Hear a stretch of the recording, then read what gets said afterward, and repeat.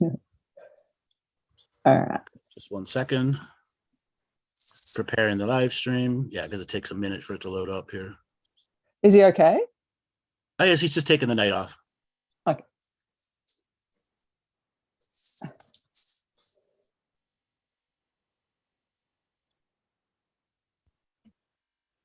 Okay.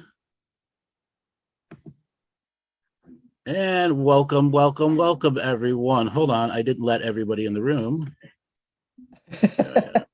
Oh, do we image? Okay. No, he's fine. Yeah. That's the video playing in the background. I got to mute this shit. Hold on. There we go.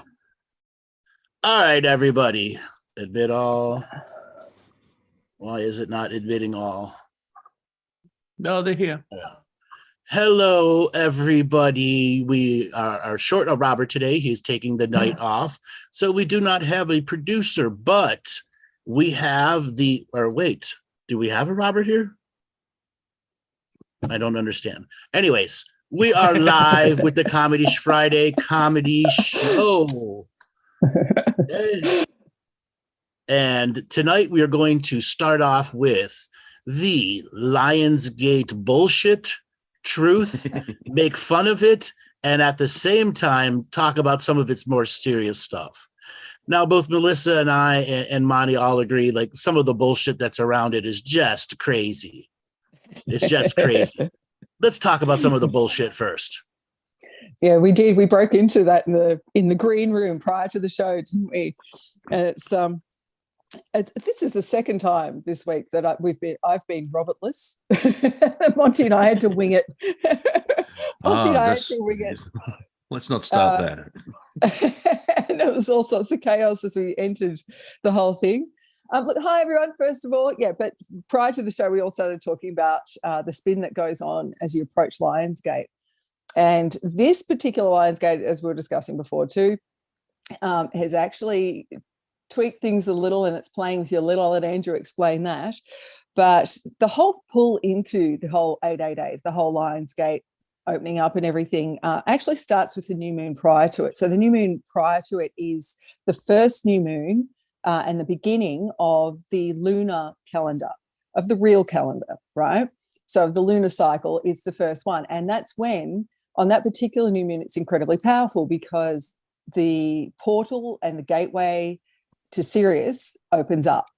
And so, and Andrew can go more into this probably than I will, but what it effectively opens up is the gateway to Galactic Council, if you like. Syrians have always been the holders, the keepers, if you like, the warriors for Galactic Council. And so it's always a fascinating time when that opens up. There's almost like as the new year begins on this planet, there's like a cleansing of that's not in integrity. That's pretty much what goes on. Now, astrologies, astrologies are all astrologers, and the ones that I listen to, some really gifted individuals around the world, have all been talking about in the last 10 days or so, have been talking about the volatile astrology in the last 10 days of clashes that were going to be internal, clashes that would happen in your home, or implosions that would occur in your home. And so, and physically so, like things like maybe you smash a plate, or maybe you found black mold in your bathroom, or maybe something, you've had a little fire in the wall where wires are crossed or something like that. But there was actually going to be some sort of little physical disaster in the place that you called home. And with that, it was always going to be an emotional thing too. There would always be that emotional implosion going on with that as well. But Andrew and I and Monty were all just having a chuckle that now in the past couple of days we've led into this, we're starting to see that actually explode. We're seeing emotional explosion. I had my one I should share I'm on YouTube now. Yes, I was talking to a friend yesterday about how emotions are the one of the greatest tools for humanity to express themselves. The idea is you learn to master your emotions. Like if a family member dies and you have grief, you just let it flow. So after I said goodbye to her, put her on the train, I get on my train and just look at my phone, and YouTube has deleted my entire channel. So I went from I'm in anger, rage, and disappointment, and the needle's sort of flipping in between. So I was trying to push it into disappointment because any parent, or you've got parents, I'm not angry with you, I'm disappointed. And you know how bad that is. Like when I'm disappointed, like, oh. So I'm the universe it's given me a nudge, but yeah, I've had an emotional But the timing peak. too. Let's mention it was for an infraction that they considered was an infraction from 8 months ago. Well, yeah, it was the third strike in 90 days. The first strike was 18 months ago. But how hard did they have to look for the third strike? I mean, that's just getting ridiculous. Yeah, but that's YouTube. Apparently, let me think. I have less than 700 subscribers and I'm getting 250 views per video. So clearly I'm going to take down the Clintons. Yes. Now I want to add something to what you guys have added there. The emotional meltdowns are an internal avoidance issue. Every Lion's Gate is about what are you avoiding? And it invites you to no longer avoid. And if you greet the Lion's Gate with, I'm no longer going to avoid, I'm going to look at these subjects and allow these energies to bring up the things that I've avoided for the longest. This particular Lion's Gate, there's going to be a group who are mired in mediocrity, who are failure to launch, who are having troubles physically, emotionally, mentally, spiritually, are not really practicing, are fake it to makers. All of them are going to be faced with a, let's just say, ego crushing situation that they will either completely reject to the next Lion's Gate, or they'll accept over a period of 3 to 4 weeks while they go through a reduction in the size of their ego, especially relating to spiritual health and wellness, mental health and wellness, and physical health and wellness, because they're all one and the same. For me, this Lion's Gate opened up early. And as I was telling Melissa before the show, it's not uncommon for the gate to open up early. And it's not uncommon for it to stay open days, sometimes weeks later. And the effects, we will be feeling these effects for the next 5 to 6 months, I will say. Some people maybe even longer. Okay. I remember talking to somebody earlier and how bad the change was for them. I was on the Talking Stick show with Dale, Laura, and Amir and Maddie. And we talked about awakening sickness and the garbage behind it. But ultimately that this particular Lion's Gate, the other thing it's going to activate are poltergeists. Oh. Now, Melissa, in your view, what are poltergeists and how are they different than ghosts? Look, not my area of specialty at all, but I assumed that they're different. Like, okay, this is how I see a ghost in frequency and in its structure. A ghost is someone stuck that didn't transition, usually due to fear, and they're usually here. But a poltergeist actually bounces between fourth dimension and here, doesn't it? Yes, and it's an elemental force that gains consciousness. Yeah, it's almost like a bitter ghost that No. Take ghost out. It's a consciousness with a culture. Yes. And it's like souls that are born into it act as the chaotic feature for Earth. So they're emboldened with the element, Earth's element of chaos, where entropy needs to be brought to a place that's overproductive. A poltergeist will show up and act as that service energy. Unfortunately, there's this sacred geometry grid system everywhere that has led the poltergeists off. Oftentimes, poltergeists fight ghosts, and it's like West Side Story. Yeah. So they really challenge. Now, this particular Lion's Gate is going to be heavily active to poltergeists who will have access to a form, I'm going to use a word, a spectral force. Now, when we use the word spectral, obviously there's a spectering type energy behind it that has fear and the ability to harvest fear from other entities. It's how the poltergeists harvest electromagnetic energy, separate of all the other harvesting systems are out there.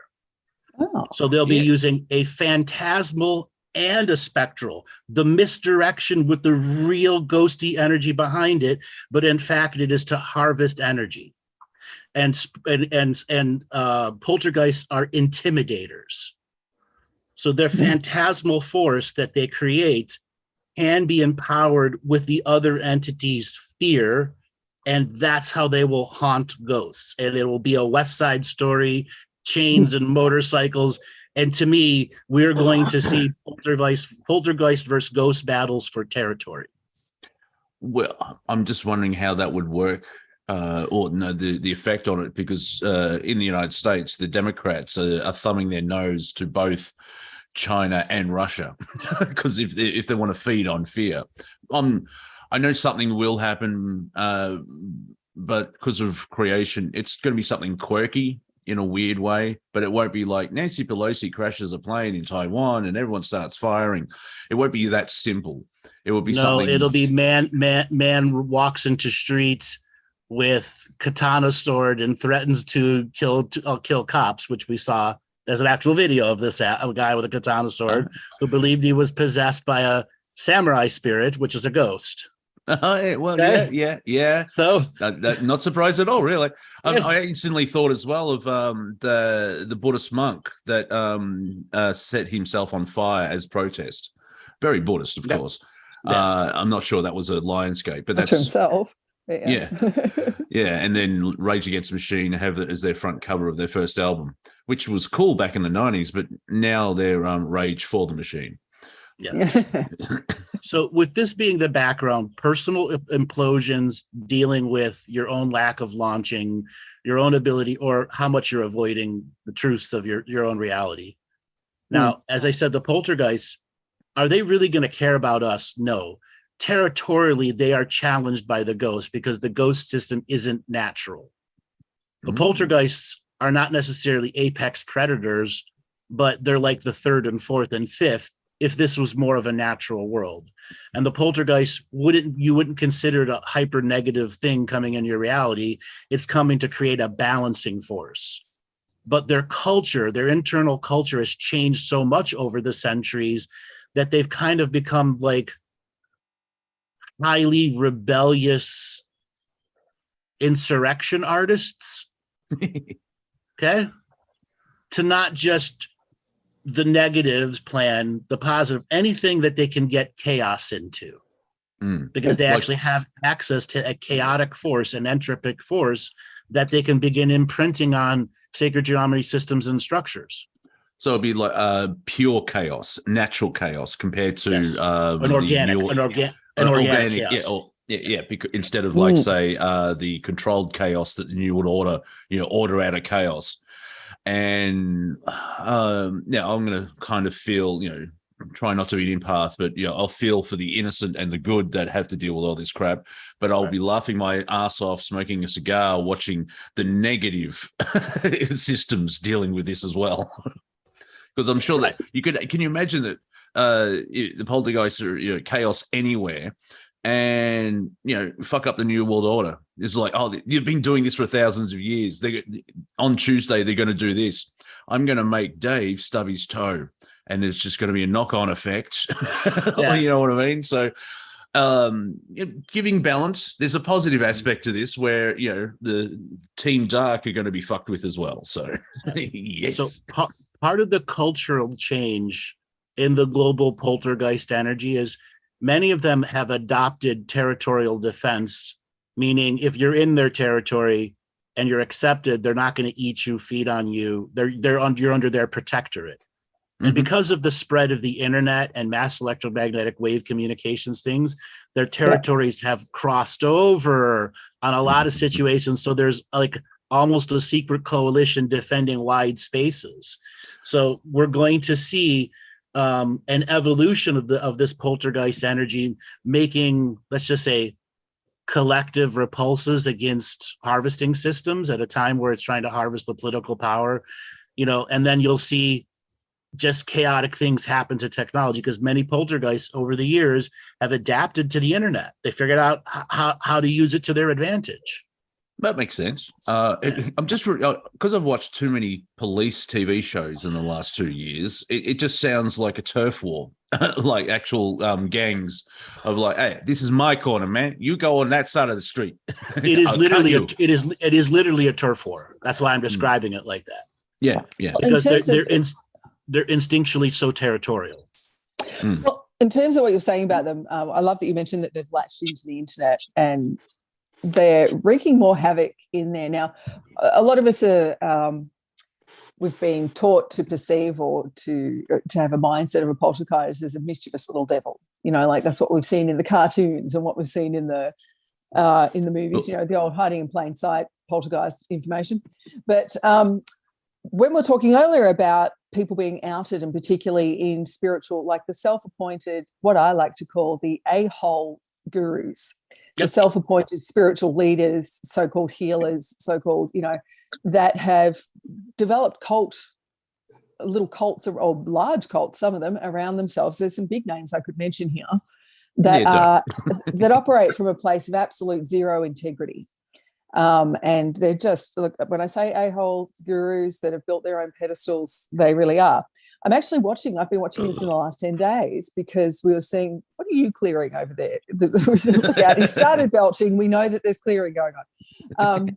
But real quick, if they don't know, when you randomly hear me belch, I'm actually clearing a frequency. Oh, sorry, I thought everyone knew that. I thought this crowd knew that.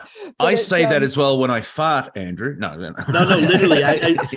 She knows from the background work that we've done. Yes. When you do it's actually you're doing that. I am just trying to cover that I have flatulence. That's all I'm saying. We've had sessions where Andrew and I have worked together, and Andrew's worked on me, and he pretty much spends the whole session in continual belch. Yeah.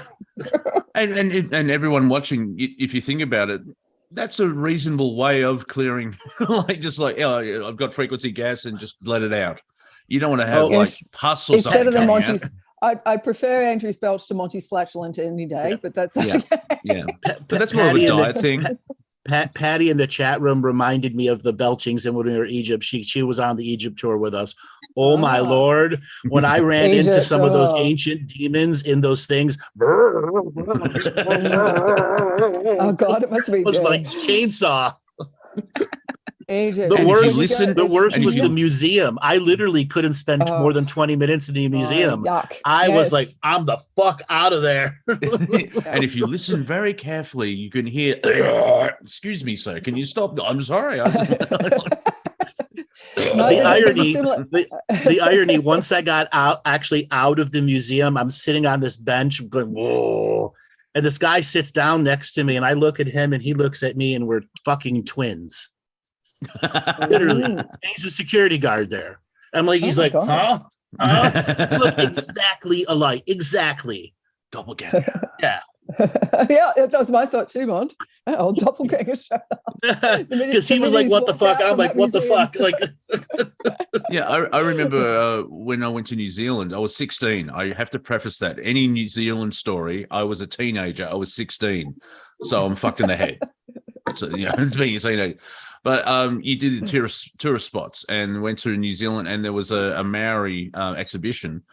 For whatever reason, the smell, I couldn't go in there because the smell was so strong. I don't know what smell it was, but I had to wait outside because if I couldn't get 5 meters to the door of the exhibition because the smell was so pungent. I don't know if it was it just me reacted. Everyone's like, what are you, and they just wandered in. But for whatever reason, there was a buffer of like, yeah, I'm not going to walk into that because I could be violently ill. Now, in hindsight, I'm wondering if that's energetic because of my experiences and what was in there and stuff like that. That's all body wisdom right there. Yeah. That reminds me of the last room. Hold on. This reminds me of the last room I went into the museum before. I'm like, I'm out of here. And we're going from one place to this next mummy's tomb, and this smell starts to come to me. And this is rotting death, ancient. It's a demonic force of scent, quite literally. and anything that smells it gets into it. I'm like, oh no. I quit. I don't give a fuck. Get the fuck out. This smell, it was I think it wasn't, I mean, it is 1990, so the memory's a bit blurred and timelines and everything else like that. But it was just strong. It wasn't that level of rotting carcass or anything. It smelled, it was from nature, if that makes sense. But it's some type of oil, whatever. But obviously, I shouldn't walk in there for whatever reason, which I would find fascinating. So I don't know if it's there's demons because as Steve Hughes, the great comic, says, like, people complaining, there's riots in the United States and there's looting. Yeah, have you seen the British Museum? Like, that's full of collected. All of that is from looting. That's stealing. Literally, all of that is from looting. Yeah. Oh no, it's for science. And now it's interesting. Melissa didn't recently an Aboriginal skeleton, or they've given something back because the ancestors were like, yeah, that's ours. We still exist. Give it back, you pommy turds. You don't mess with, because of course the Australian Aboriginals, the First Nations people here, are now believed to be the oldest of this particular round of the human race, and they've been here for ages. Like it's ever increasing. They're showing that they've been on this turf, on this particular terra firma of Australia, for it's now over 115,000 years. It's going to keep increasing, the number of how long they were here before any white man came and violated the place. But there's a museum in Alice Springs, which is in Central Australia. Now, Central Australia is really raw, really red dirt and incredibly sacred. And they built a museum on ancient Aboriginal burial ground. And everyone that works there gets cancer. It's just this place. It's a similar place where you walk in and I have to walk out. I can't. I get to the door, I walk in and like, whoa, wow, the violation of this is hideous. And you walk out again. And they're still trying to keep it open.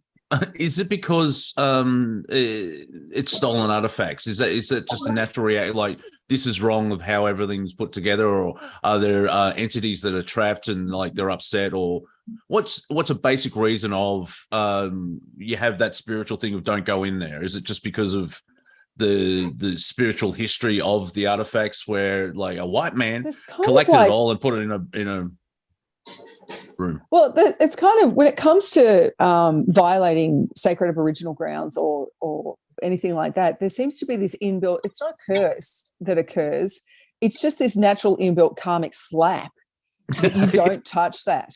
And it just affects everything. And so we actually have this disgusting Teflon premier here in Victoria that really needs to be outed, but the man just escapes everything. He's being sued. There's like 60 lawsuits against him at the moment, and he's still in power. And he's for those playing at home, it's like Boris Johnson on crack. Like, Boris finally had to go. But yeah, it's like the former Prime Minister was similar as well. It was like Teflon Scott, and now it's Teflon Dan. It's ridiculous. Like, how many scandals can he have? Because he's up 30 or something ridiculous. I mean, everything you just explained, it's like one of these is going to push him out, but his arrogance is like, he should be gone. One very, very short sentence. They found out, as David said, may the poltergeist energy find him. Yes, I think it will. And they found out that the Labor Party, who are in power as government, misspent some taxpayer money, and the question was like, are they going to pay it back? And the Premier's like, no.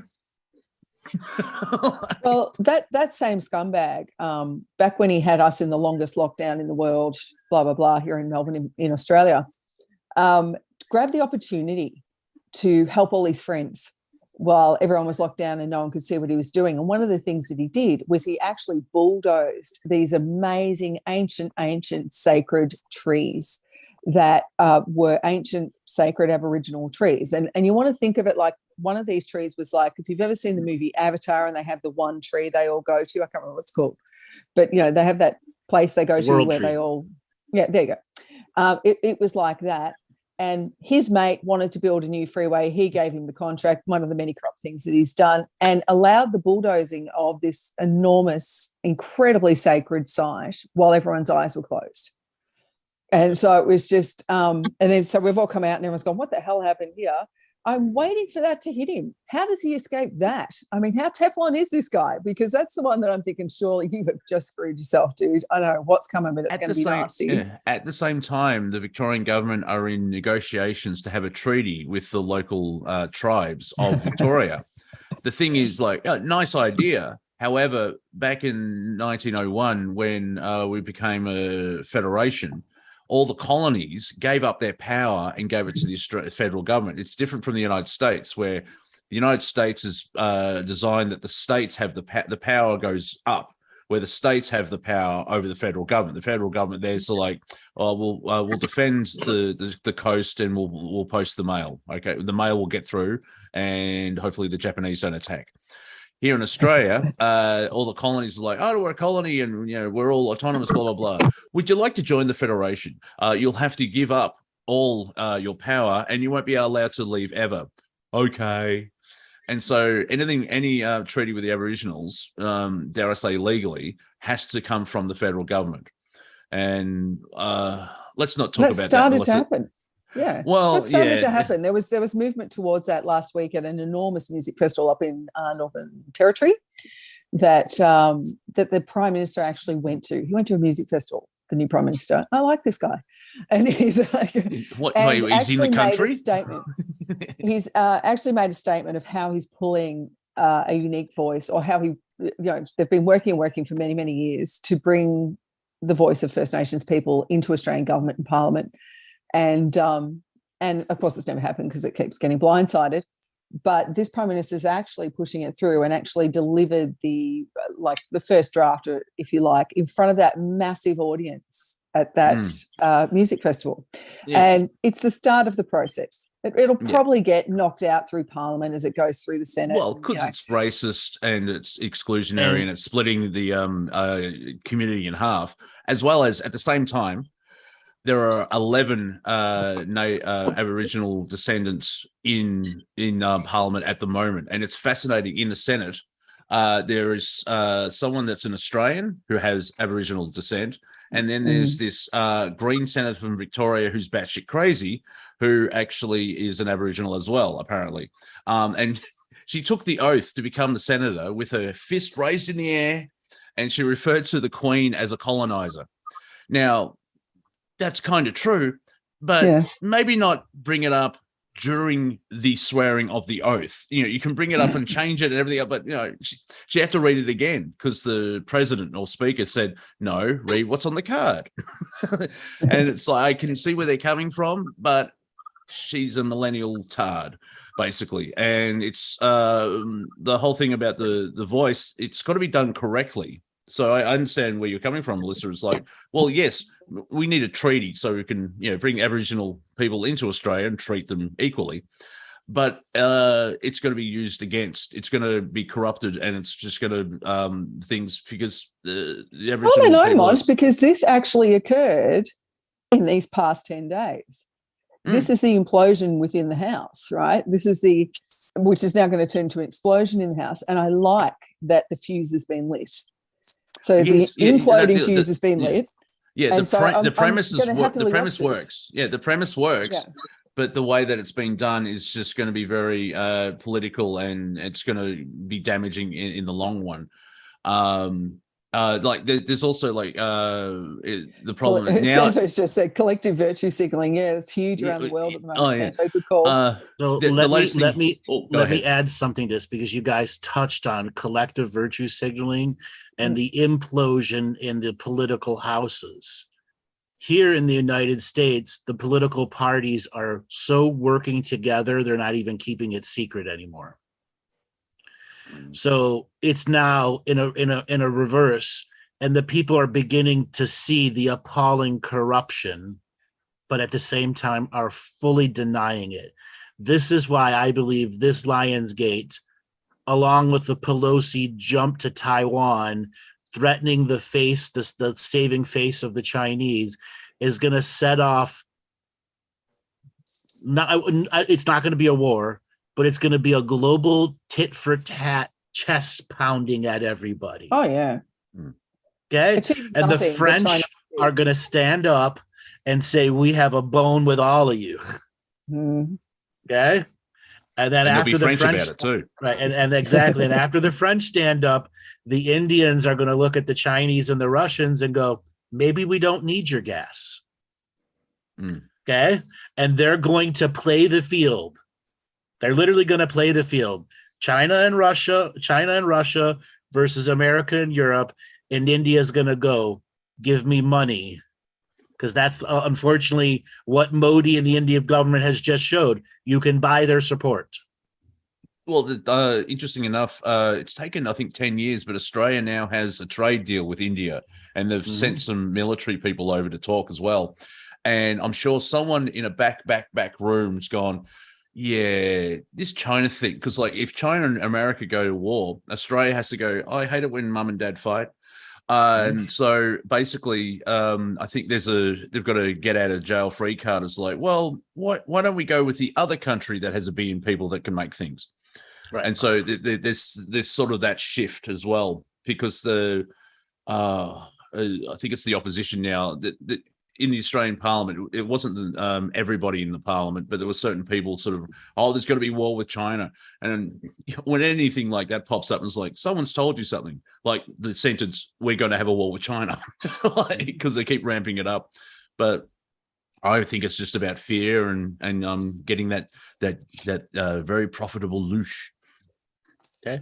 Now about what is India going to do back? It's going to play the field, because India realizes it's at a very crucial point in its own growth history, and Modi has stabilized 40 separate plus, or what is it, 200 separate political parties, something crazy like that. Yeah. He's got them all managed enough that he's able to stay in power. And China, it took them decades to get to that level. Yeah.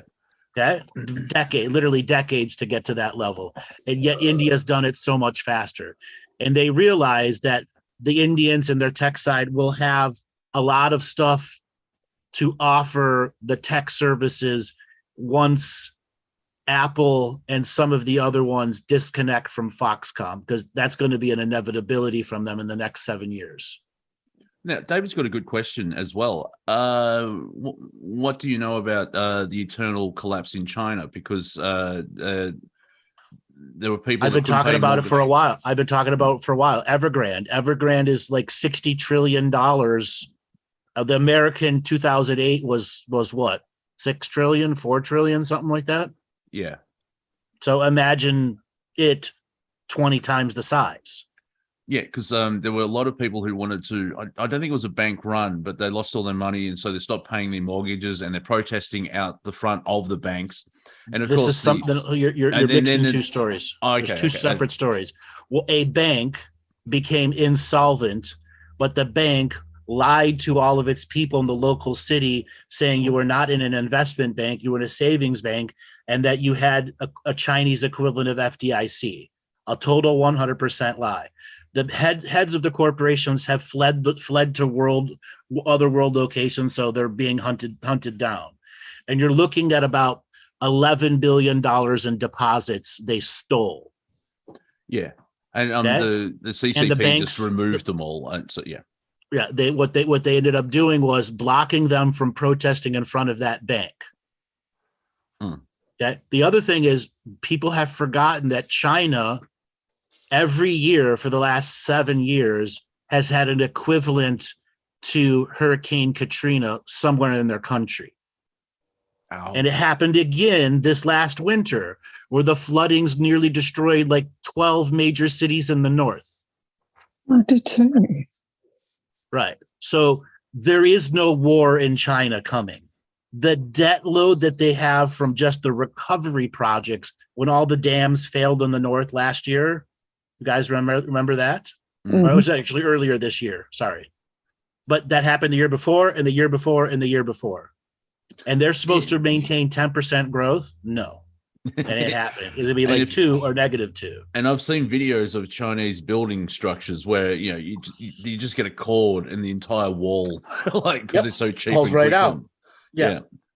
Well, it's not as bad as it used to be, because they cracked down on low quality construction in about 2006, to the point where they were putting construction people in jail and executing them for building bad houses. So you don't see as bad as that, but the finance side was evil.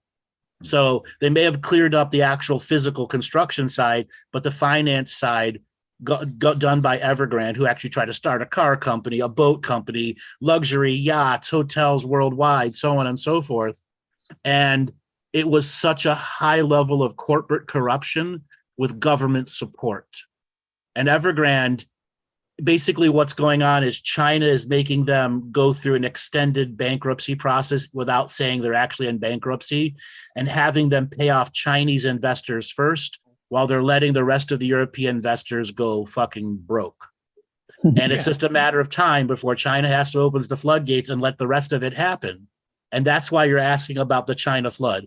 The prediction is 17 days, 47 days. China can make it last a decade if they really want to manipulate the currency. Okay. China's good at that. America has the same debt load issue. We just call it the debt ceiling. Okay. Yeah. Yeah. Which is always we have the raised same, every the same year. thing. Europe also has the same thing. And what's been going on is they're just trading debt between the three different sides. And no one else wants to hold on to anyone's debt. So they're flooding the market with debt. Mm. And you've also got the money machines printing for the last 2 years. And finally it's caught up, where here in Australia, the inflation was released, and it's like, oh, this is twice as much as we thought it would be. And the treasurer has come up and said, oh, families will have to tighten their belt and take the hit. And it's like, hang on, haven't you been saying that you're in control for the last 2.5 years?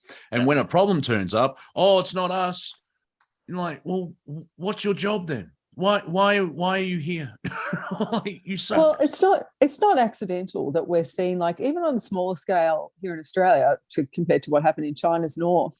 And we've seen it in other parts of the world as well in the last, depending on the season, but the last 6 to 9 months, we've seen that actual weather and geographical flooding. We've seen the failure of dams, and with here in Australia, even around Sydney, the dams were failing, the city was flooding, and this is recently. And we've seen this, and all of us are seeing around the world that they're using that literal physical flooding as an excuse for failing economy, failing distribution, inflation rise. Oh, it's climate change. Yeah, and and that's being used. What I find is that these were acts of God so much. They were weather things. But I think anyone in this room would have heard of things like HARP and things like that. We know that it's too easy to manipulate the atmospheric condition on the planet and cause Earth problems. Hello, Katrina, right? Katrina was way too symmetrical in its structure to be naturally occurring. And so, it's just cloud seeding's the least of it, Anthony. There's so much more going on out there. It's got a lot more to do with electromagnetic manipulation, but it's that's right, fault line tracking, all that stuff's going on. Well, yeah, the whole that's terrifying what they're doing, deliberately trying to manipulate earthquakes and all the sonic boom and stuff that's happening through the ocean. That's pretty nasty. But anyway, let's it's interesting and not so interesting, because we're all seeing it. We're all seeing that this is happening globally. And even on Australia, with a much smaller population, much bigger piece of land, but much smaller population, we've seen the same thing. There's been actual floods, repeatedly so. And then the water table is so high now in sort of northeastern parts of the country that the smallest rain that comes in causes floods again. It's just enormous at the moment. And it's and so we've got, at the moment, if you go grocery shopping for any sort of fresh food, they don't want you eating real food. I saw an article saying that because fresh food is so expensive, people are going to a processed diet, and we know how that works out. Well, United States has a long history with that, but it's they don't want you buying fresh food at the moment. You could buy a bag of candy for like $2, and half a dozen apples, a bag of apples is at least $6. And it's just, so they really don't want you snacking well. They don't want you eating fresh food. They want you to eat bugs. That's right. They want you to eat the chemistry they want you to eat. 2 days ago, I went shopping for my parents, and they get one tomato. They splurge. Tomato at that time, $11.90 per kilo. Wow. Yeah, tomatoes are really hard to get hold of at the moment.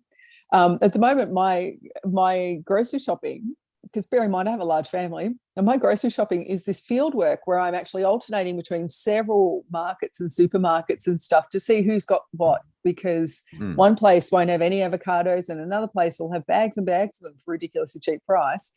I'm in there. But yeah, tomatoes at the moment, hard to get a tomato. At the same time, here I can buy a case of tomatoes for like 30 tomatoes for $4.99. All very high quality heirloom tomatoes. Yeah. It's same amazing. Mum wanted to get eggs because she saw on the news, which is kind of good. The fear mongering is amazing. The propaganda around is huge. There's no eggs, and they showed shelves ending. It's like there's no less chickens. See if you can get some eggs. There may not be. I get to the same supermarket, and there's a wall of eggs. With a sign up saying you can't buy more than 2 dozen. Depending, but it's so different. It's like, I'm going to try and make Andrew laugh. Instead of a global narrative, it's 8,000 dream bubbles around the. You go to different thing, and that's kind of where my parents go to a certain supermarket, and I go to another one that's German, if that gives you a hint. And they're thinking about it now because of the prices. Like if you go to Woolworths and Aldi. I saved $30 going to Aldi because I'll just go to Woolworths and buy roughly the same stuff, and $30 or $40 more just because of all the top ups. Aldi's a great place. We have the same thing going on here. We have a where we're at a place called we have a place called Giant Eagle, and the Greek neighborhood over here calls it Klefty, the giant thieves, because they are just ripping you off with everything they put in that store. Yeah. Absolutely everything is a rip-off and overpriced.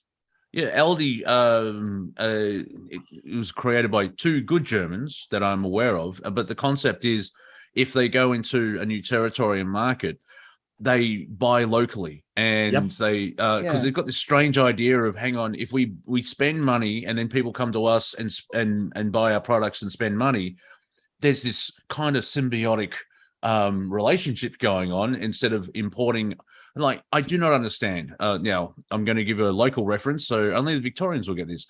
How can oranges in Shepparton, which is what, a 2-hour drive, 3-hour drive, something like that? Yeah, 3.5-hour drive. Oranges in Shepparton are much more expensive than a container of oranges that came from Brazil. Yeah, crazy shit like that going on. I'm just going to get a bit of ad for Aldi here, but I'm, you guys know me now, my brain never stops. When I'm actually shopping in Aldi, because I used to shop all the time at Woolies or a place like that, as I'm going around, it's just my head naturally calculates what I'm spending. And I was shopping at Aldi, calculating it at supermarket prices, like at the other supermarket prices, not realizing it. When I got to the checkout with the usual load that I would have for my clan, and it all went through, I was expecting it to be a certain price. It was $180 cheaper. Mm-hmm. Yep. So I actually had said the same to the experience checkout, same experience at Aldi. Aldi. Checkout chick, are you sure? And it's interesting as well in society. It's like, oh, you go to Aldi, you're povo, you're cheap. Really? And it's like, I didn't know there was some stigma to it. Oh, there's probably 3 gits in Sydney that think that. The interesting thing is that they sell apple cider vinegar, coconut oil, really good organic stuff. Yeah, or there's no preservatives. Like, they've actually taken on board the whole health and exercise as well, because it's Aldi. You could come. I'm just going to go to Aldi and buy some sausages, and you come back with a traffic cone, because that's Aldi. Yeah, that's right. So they have everything. But I have noticed that they've realized, hang on, there's a market because people are doing more exercise and health wise, and there's hardly any processed stuff in there. There's a little bit. There's not a whole lot. They've actually got some great stuff. There's stuff I don't like, but that's shopping anyway, right? But there's if I'm buying meat, I usually, and I'm not buying any bulk or something, I usually buy it from Aldi because it's much higher quality, locally sourced, and way cheaper. Mm-hmm. And I have a large family, but anyway, we're advertising Aldi here. That's enough of that. But it's I wanted to go back to the story of the poltergeist. I was just going to say, local businesses like a local bakery, like at the shopping center / mall, because we're global, and I can translate from English to English. there's a local grocery, and right next to that there's an Asian grocery as well, and their prices are slightly more than Aldi. However, the quality's not poo-pooing Aldi, but they're local sources. So it's basically buy local and think global in that respect, where instead of Walmart taking over everything, start finding the local businesses. You may pay a little bit extra to start with.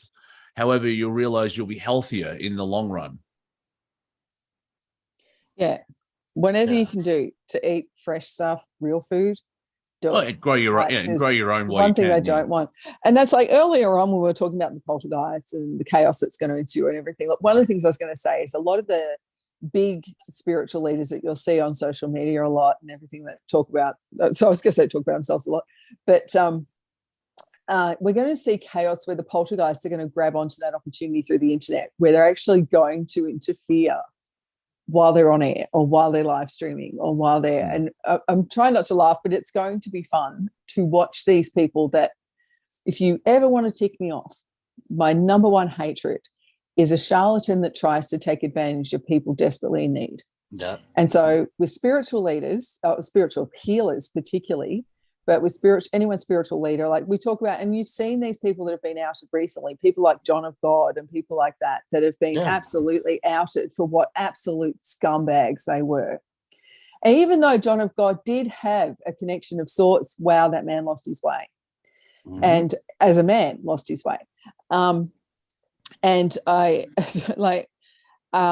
only saw John of God once.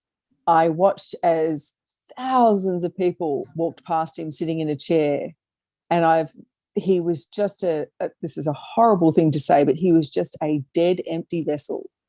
The actual body that was sitting there, it was just, where have you gone, mate? Like, what on earth happened to you? And everyone's like, aren't you going to go past, Mel? Aren't you going to go past and be blessed and be healed?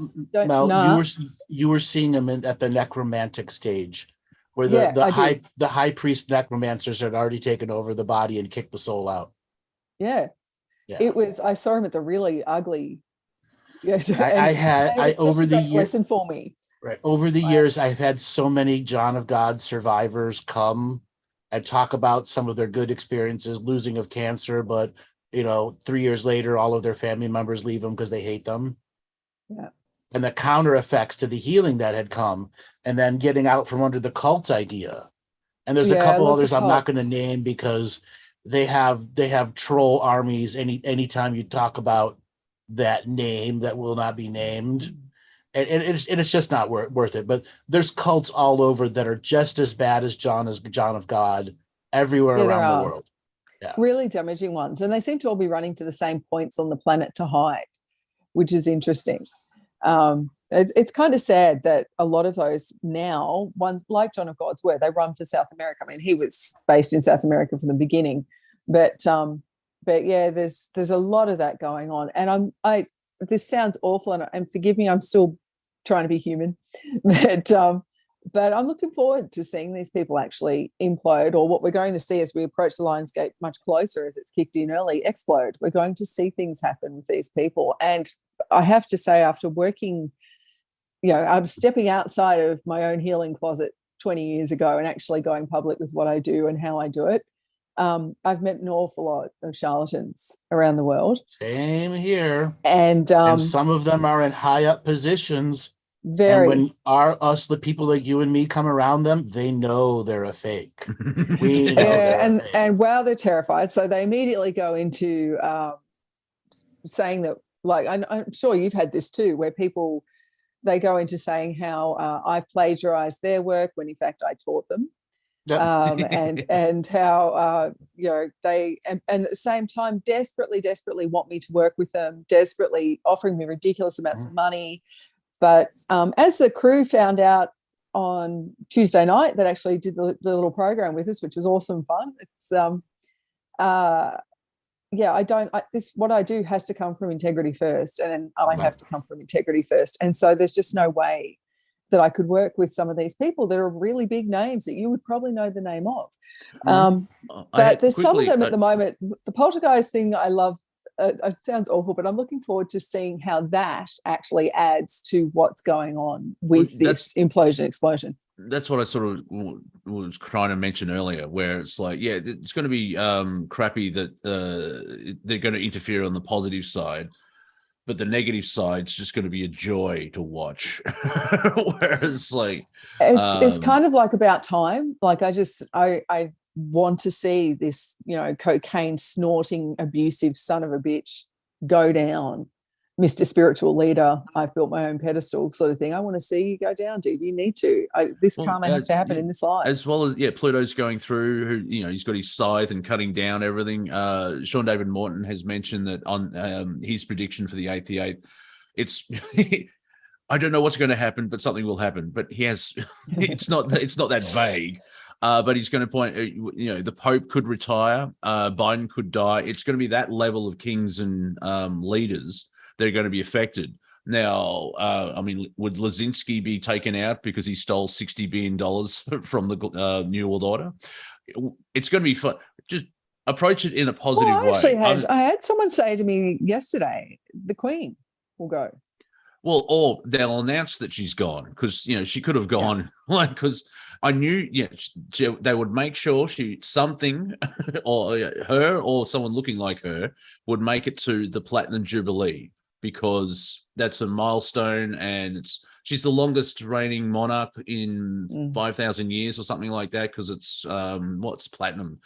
It's not, is it 50 on record? Or 70 years, yeah, which is like, well, great humanity. We can't get leaders longer than 70. Well, anyway, so I wouldn't be surprised, because apparently Nelson Mandela died, and then 6 months later they announced that he died and had a funeral, and the timing of that was astrological, I think, where there was a ceremony attached to it and everything else like that. Even as another example of how they twist things, remember when Saddam Hussein was found in that spider hole?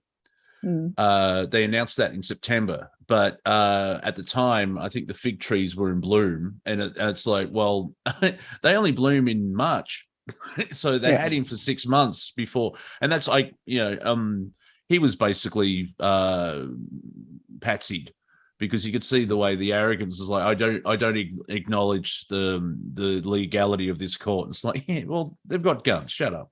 And with the Queen, I wouldn't be surprised if she actually has gone and they haven't announced it. But she was always going to go pretty soon after Philip. They were enormously connected. And I've said for a long time she was going to hang on for the Jubilee and then go. And then she, at the moment, for those that aren't aware, the Commonwealth Games are on. And they're actually on in the UK. They're in Birmingham at the moment. And I love you know how much I love the human body. So you can imagine how much I love the Olympics. I love the Commonwealth Games. And I have to tell you, I have not watched a single event, and that's really not like me. But it's just people in the UK, friends of mine in the UK, weren't aware that it had started. Yeah, and I'm fairly sure that, though, I'm sure the timing will be around every other event of like, oh, okay, Boris Johnson was out, and the Commonwealth Games are starting. We've got to wait until we can make this announcement properly. And so, but we'll have to see anyway. But I'm sure we're going to see that's quite disruptive if she finally dies from this life, inverted commas. But, the shift from that. I know Andrew has explained what would happen next, where it's basically the background, the earls, and they'll try and figure out, do they want to stay with the same family and whatever. The knock-on effect, say here in Australia, would be the term republic. Will we start to talk about, because we'll wait till the Queen dies. That's already been pushed. Yeah, I know, but 20 years ago they had a referendum. You said no. It's like that referendum. The way the referendum was, instead of saying, "Do you want a car?" The new Prime Minister's really pushing for it in the second term. So he's actually really pushing for it. So we'll see. But it's been 20 years. That's my point. They haven't talked about it for 20 years, and now it is, because you can see the Queen's about to drop off. The idea was useless. Yeah, well, yeah, and William doesn't want it, or blah blah blah. Prince Andrew won't. Anyway, none of that really matters. The monarchy really does die when she dies. Like the monarchy no longer holds that power, so it doesn't really matter who steps up or what happens in that fold. Who gives a shit? But the knock-on effect is like, what happens to the Commonwealth or the British Empire? Yeah, that's right. That's where the knock-on effect is. That's a big body of land ownership or claim around the planet. That's your knock-on effect. That's where it's going to get really interesting. I guess this is where the magical spells start to take over. And when that family's not supporting them, it goes to the exchequer courts. And the exchequer courts are the mediums between magic and real science and how the grid actually functions with the queen in charge over the Commonwealth. And there's a whole bunch of other spells that have to be transferred to a new lineage. Okay? Now, I actually believe it's already been transferred to whoever the new person is going to be, and if there's any attempt to usurp that person, it'll be done in the shadows, because they don't want that ritual to be ignored. Now, another thing is somebody in the chat room was asking about, so what do fake spiritual teachers? How does karma affect them? It affects them every day, because it's a compounding set of bad and worse choices that over a set of subject matters, whatever it is that they're faking to make it, or presenting a set of teachings they stole from others, or worse, just making shit up. Okay? Well, using someone else's stuff. Right. Like, how many self-appointed gurus have I seen that have ripped off Louise Hay? Yeah. Like, now I'm here to tell you that I was friends with Lou, and she was so tired of it. When she left, it was cancer that caused her to leave the planet. She was in her 80s, happy lady. And it was a good departure. But she didn't like now Louise wrote the whole, what is it? You Can Heal Your Life. Yep. A long time ago, which was full of affirmation and all of that sort of stuff. And it was a groundbreaker. It was actually, that's what started Hay House, the massive publisher now, as you know it. And she actually didn't like where Hay House had gone. She was not happy with what happened once she sort of stepped out, and Reed Tracy and various other people stepped up and into, really taking it over. And she was really not happy about where it went. She did not like that it had turned into a massive corporation rather than the information source that she wanted it to be. And she left happy, though. And, of course, she left she and Wayne Dyer left pretty close together. They were terrific friends too. And Wayne, of course, left on the massive supermoon, the drama queen. I tell you, trust him. But and just my luck. I discovered Wayne after he passed, and Melissa's like, he was a friend of mine. Well, thank you very much. Wayne was like, speaking of people of integrity, when I stepped out of the closet, I was so naive to bear in mind huge left brain existence. Officer in the army, weapons specialist in the army, double degree in science, you can imagine, right? And then I've had to just face the fact that this is enormous crossover between science and the spiritual, et cetera, et cetera. Off we went. When I stepped out of the closet, word got around the world very quickly what this little lady and, this chick over in Australia was doing. And a lot of big names contacted me. And there were some that were really helpful, and there were some that were really honest. But Wayne all he cared about was whether or not I was okay. He never tried to take advantage of me. He never proposed some joint venture where they cashed in on me, never, any of that stuff. And his first words out of his mouth whenever I spoke to him were, "How are you doing? Are you okay?" And he was always like that. And the last words he texted to me, because he was actually in Australia, and I wasn't. He was over in New Zealand, and he texted me and said, "We haven't sat at the same table for a while. Let's catch up. I'm going to be in Brisbane, blah, blah, blah." And I said, actually, I'm not there. I'm in Indonesia. I'm helping another colleague of ours at one of their retreats. And he said, who was a mutual, very close friend of both of ours. And he said, "Are you saying you're choosing her over me?" And I said, "Looks like I am." Right, I'm leaving. And his last words were, "I couldn't leave you in better hands." And that was about 4 days before he left the planet. And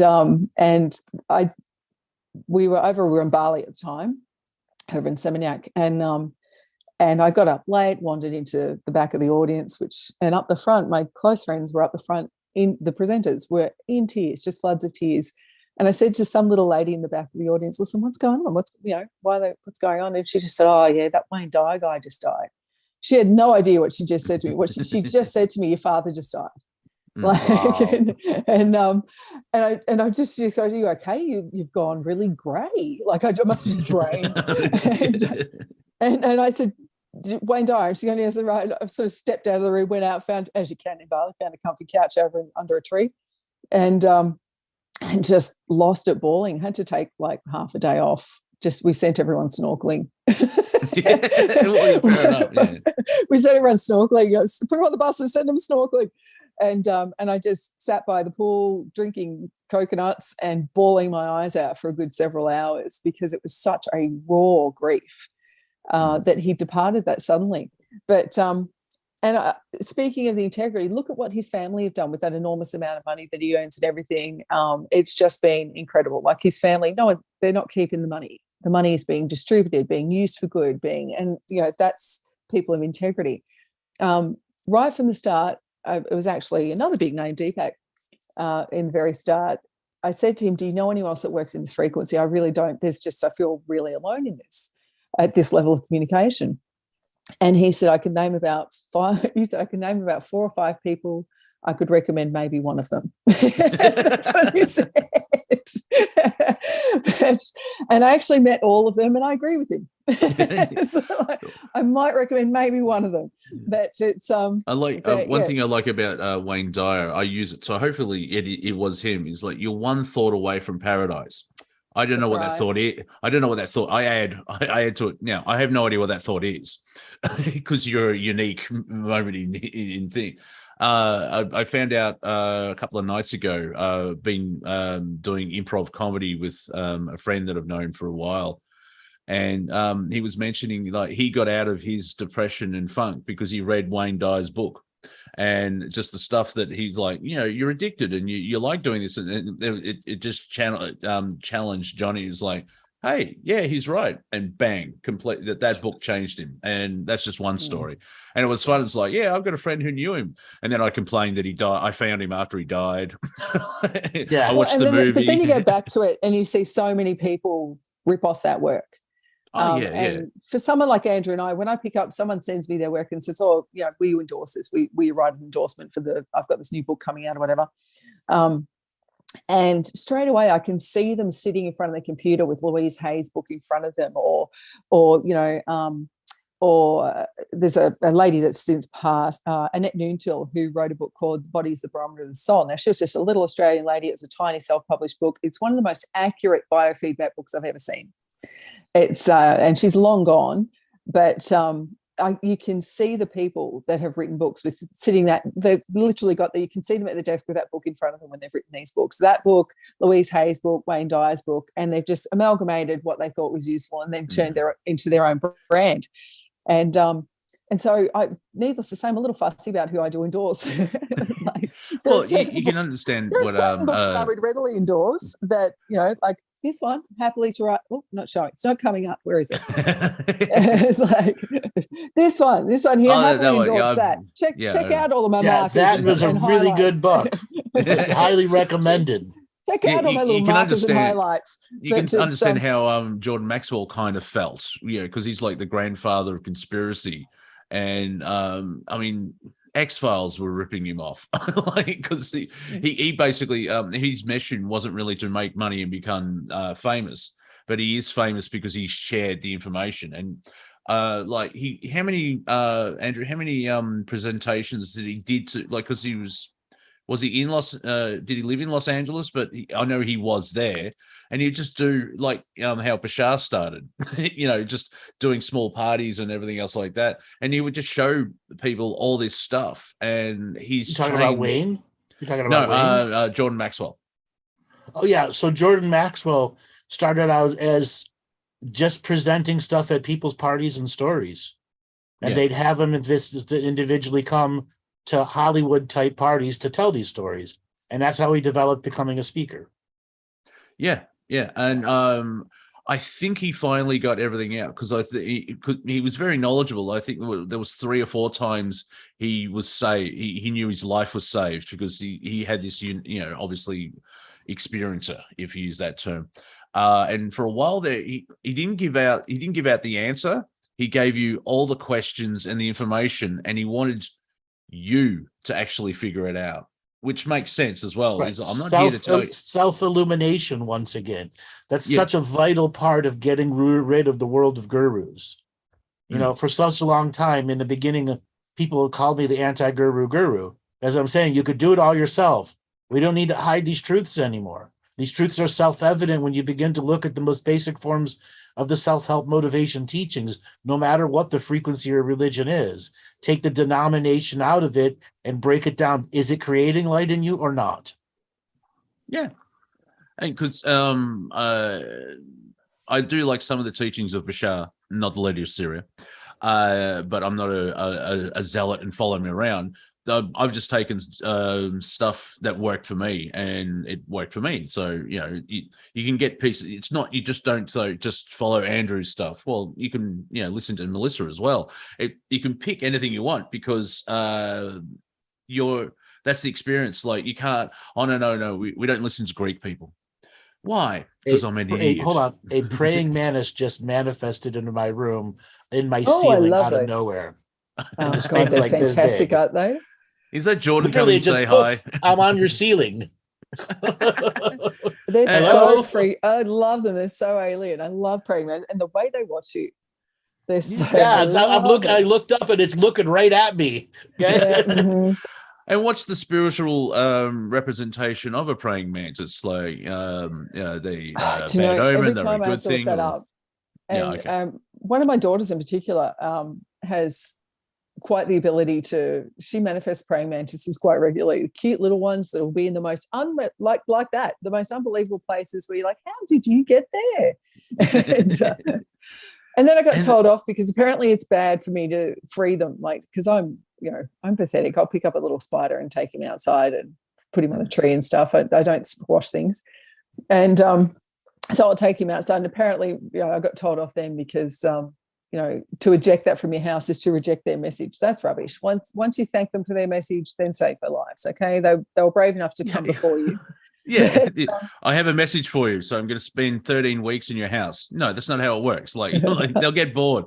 I also like the way that the mantis is structured and the way they look. It's like, hey, yeah, they're beautifully alien. They're so pretty. It's such an amazing design. If you go on YouTube and type in praying mantis pets, you will see dozens of videos of how to tame a praying mantis and make it a pet. And it's a really big thing in Chinese history, making a praying mantis a pet. Well, it's Chinese where most of the spiritual message come from. So amazing history with it. Hey, I wanted to go back to the channeling topic because this past week, the fabulous Amir, Amir and David, some weeks ago, they put up a chat that David Ellis and Amir had about channeling, and I only caught grabs of it. I wasn't able to sit down for full 2 hours and have a look at the whole thing of what they said. I'm going to have to go back to it though, because they've put up, and I think it was mostly Amir that put up on UCM, a channel from a vessel that I've never seen before. And you can imagine that I've come across an awful lot of people that channel. I've been talking about this lately, and so I was fascinated when David and Amir did a show based on it, because I've been talking about this lately about how it's not an accident that you're seeing that the vessels that are used, so the humans that are used to channel these entities, those vessels are aging. They're starting to die out. We're starting to see, and it's not an accident because channeling itself is reaching a stage where it's no longer appropriate. And from what I've seen and from what I've heard, in terms of vibrationally what the human race needs, the human race is in a position, it's well stagnated and delayed and a little bit handicapped in its position. We're way behind where we should be, but we're in a position now where that information is freely yours if you will simply put yourself in a place of vibration for it. But as I said, I've seen an awful lot of people channel, and then recently in the last, I'd say maybe 7 or 8 years, I've seen people that have never channeled, that were associated with people that genuinely did, that have started channeling. And as many of you now know, I can see in vibration. So when I'm looking at these people, I'm like, dude, you're not channeling. Like, that's no, you're not. That's just your higher self. What are you doing? You're making shit up. Yes. You're making shit up. Yeah. And these are people that I respect, and I don't want to hurt their feelings or anything. So of course I don't call it out and go bullshit. But it's like I'd like to. On the inside, that's happening. Well, to be honest, like, I find myself thinking, why are you doing that? Because the people that have started doing that are people that are quite successful in their own right. They've been great teachers and healers in their own right of whatever they specialized in. And for them to suddenly be channeling some goddess of love or whatever they are channeling is it's odd to me that that's what either their self-esteem or their ego needed to do. But channeling itself, I'm finding, is kind of a dying art on this planet now. And so I was actually really delighted to see a channel that I've never seen before, that Amir presented, I'm fairly certain, because he was able to give more information than anyone else could about it, by a gentleman, I think his name's Bub Hill, is that right? He channels what they're calling an entity, but it's a familial entity. So I'll explain that in a second, called Josiah. Now, I'm so hoping that that's just not some name after some biblical term. It's got an H in there, Josiah, rather than Josiah. Yeah. But I would be really disappointed and start questioning if this bloody entity named itself after a biblical bloody reference. But it's but anyway, this entity that came through, and I've seen a lot of channels come through, and the channelers go through various adjustment. You know, those first few seconds where the spirit actually kicks through and uses their body. Various people react. This poor gentleman, he's sitting there in all his dignity and beauty, and then suddenly you look like, oh my God, like even I went, oh, dude, okay, like what's happening to you? But he actually came out with this particular channel, which I'm sure you'll be able to find on the UCM network, by Josiah. Josiah is actually, for what I can see, is that was actually happening. It's similar to, oh gosh, I'm going to get names wrong. I won't even use it because I don't want to get her name wrong. She's a genuine source, Marion. Anyway, but it's a team of spirits, a family of spirit communicating through that one vessel. So it's not a possession where another spirit's taken over and they're blah, blah, blah, blah. It's an actual like there's a whole crew working together. It's a collective. It is. There's a whole crew working together behind the scene to bring the words through this particular vessel. And it's the first time that I've genuinely seen it in a long time. And so I was actually quite delighted because I haven't seen this gentleman before. Apparently he's been channeling this team or this family of spirit, Josiah, for 20 years or something. And it was it's very to watch. I actually I put the phone down and just listened, because if I was watching how physically active he was through the channel, I was really distracted from the information.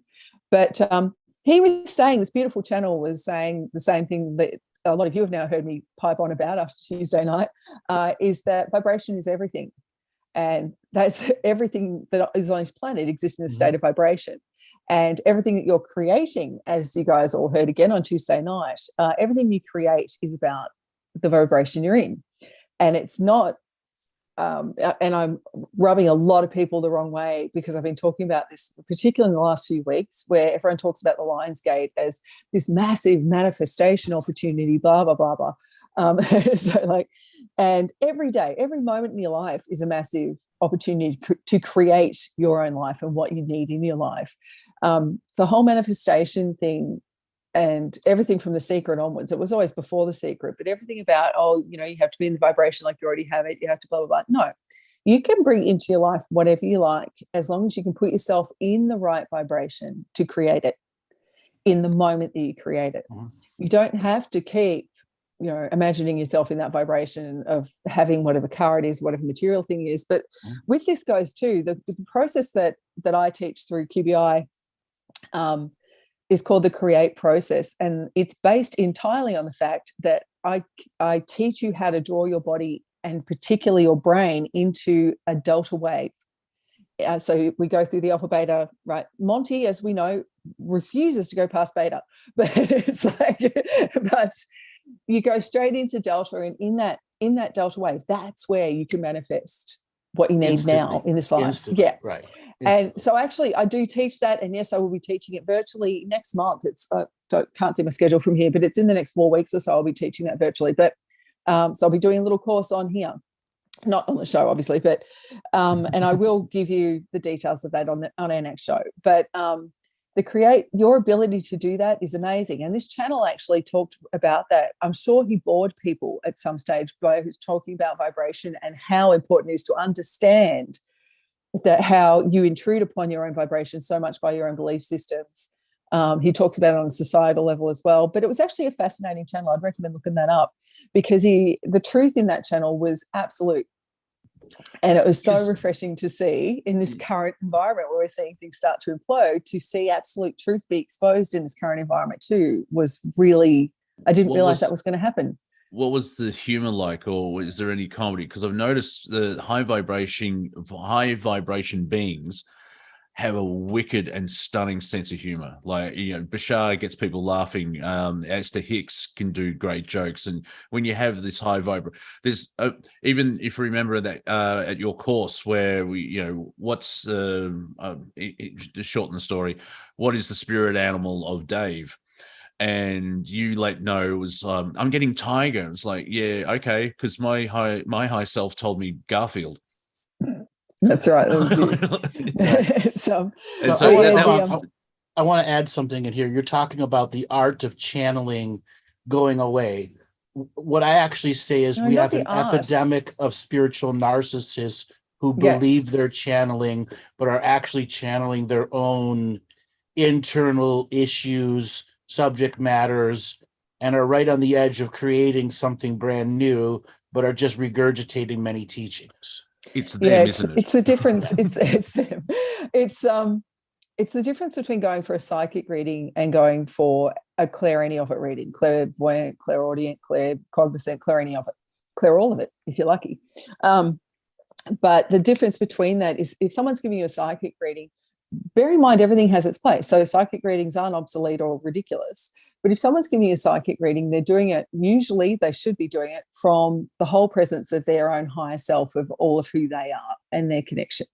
And that's why in a psychic reading, it can be a little tainted that if you're having a reading for someone and she broke up with her boyfriend a couple of days ago, that'll come into it. You might find there's a little bitterness in there, or, because she's operating from self and she's still human and living in that emotional state, you get that element in your reading of her emotional state, depending on the day. If someone does anything that's clair any of it, it's a through connection.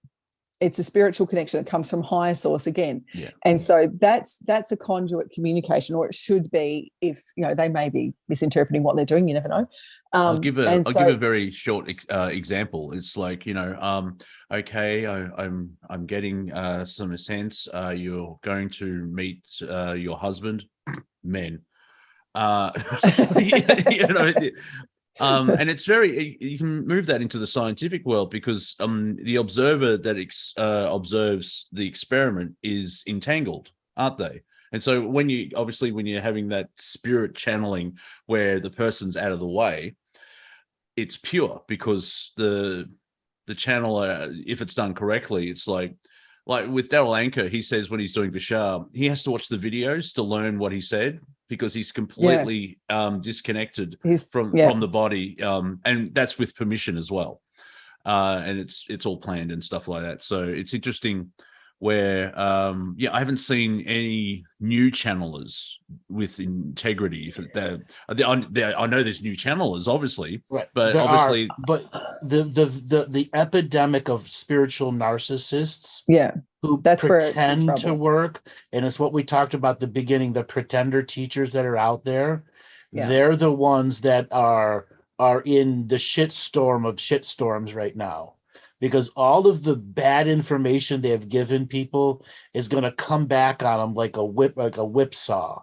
A ripsaw. It's like when the whip has the final reverberation, and it's going to hit them at a time where they're not ready for it. Just not ready for it. Yeah, like the friend, like the colleague that I was talking about, that's a great healer and whatever, that just recently decided she's channeling whatever she's channeling. I actually worried for the karma of what's going to come around with that. But then as I've listened to the stuff she's channeling, even though it's not genuine, there's no harm in it. There's no misguidance. But 6 months from now, when she runs out of content that she Yeah. can't make up on the moment anymore, that's a whole pretty different much out window. of content. She was out of content after the first few channels. It's just the same stuff. It reminds. I was going to name an author I don't like, an author who has since denounced all of her own work and her own cards. Not that I'm naming anyone. Her books used to always be like maybe the first chapter would have some decent stuff in it, and the rest of it was what I would call filler. It was just full of rubbish. And I've never been a huge fan. And she's not a huge fan of me because I accidentally insulted her. I didn't mean to. Again, I was very new to the whole new age. Oh my God, community. Yeah, those colored fairies are evil. But, when I first met that lady, she said to me, "Oh, I've heard of you, blah blah." And I said, "Oh, yeah, it's great to meet you." And I said, "Listen, no, you call yourself a metaphysicist. This is my naivety, right? I was pretty new to this world."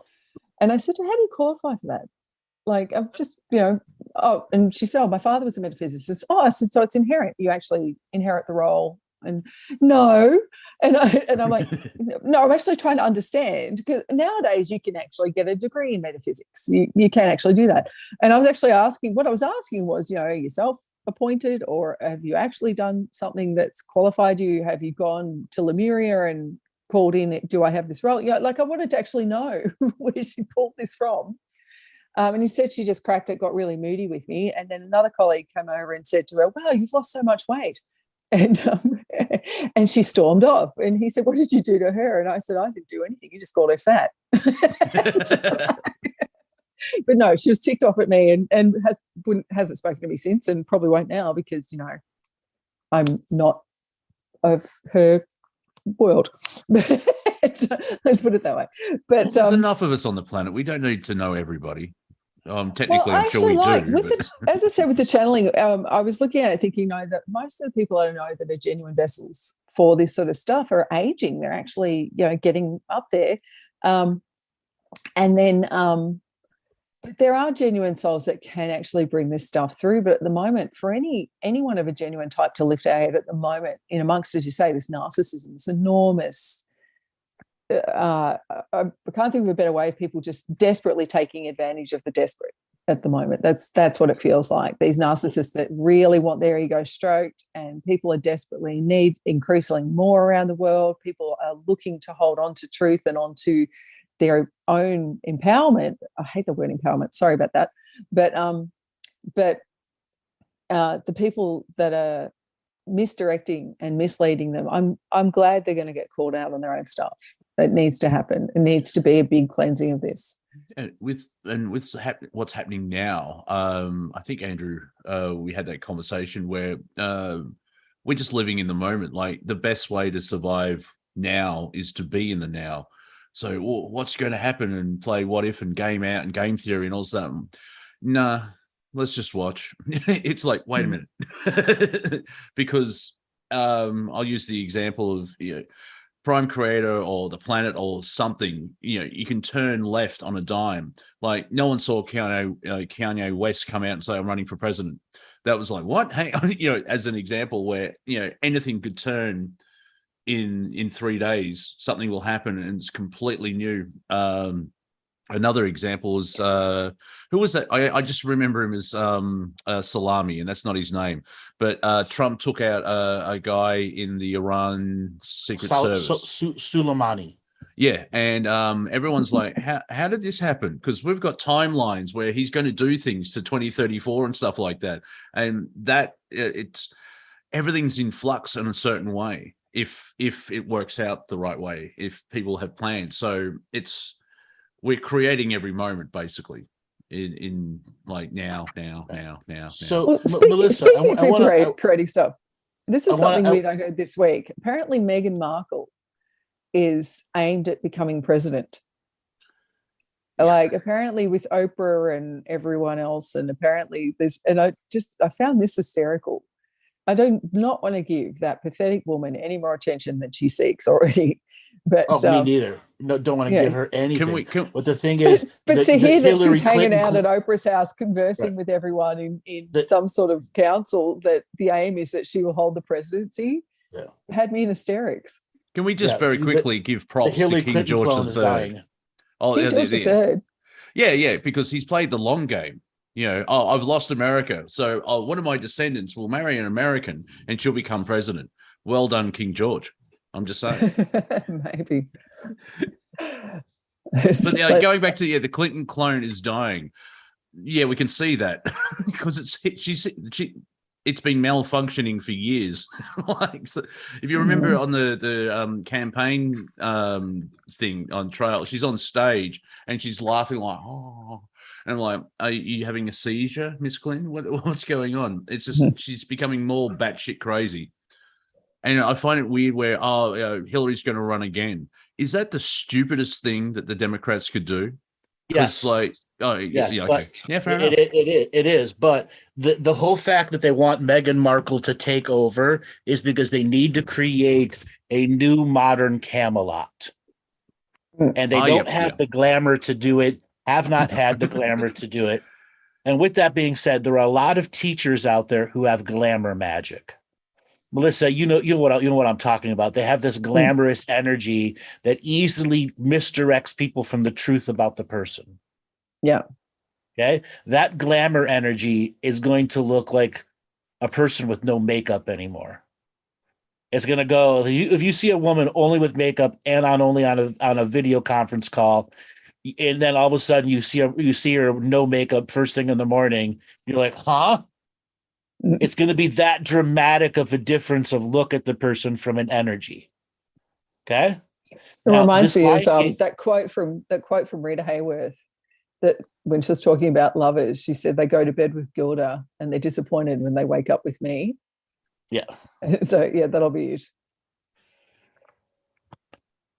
So something else that's going to be coming along here, as the different, let's just say, teachers at different elevations start taking their shots at their ego, many of their followers are going to realize they're a part of a cult. And this is going to create a depression. And right now, politics is as bad as a cult. Okay. And we're going to see, just like when Trump lost the election, a tremendous amount of far left, blue-haired checkmark liberals lose their shit. Even more completely than usual. More than usual. And many of them have a spiritual journey that they're not supposed to lose their shit this bad. Ooh.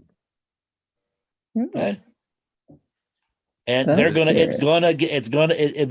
revelations to the cults will be more damaging to those leaders of those cults than anything else.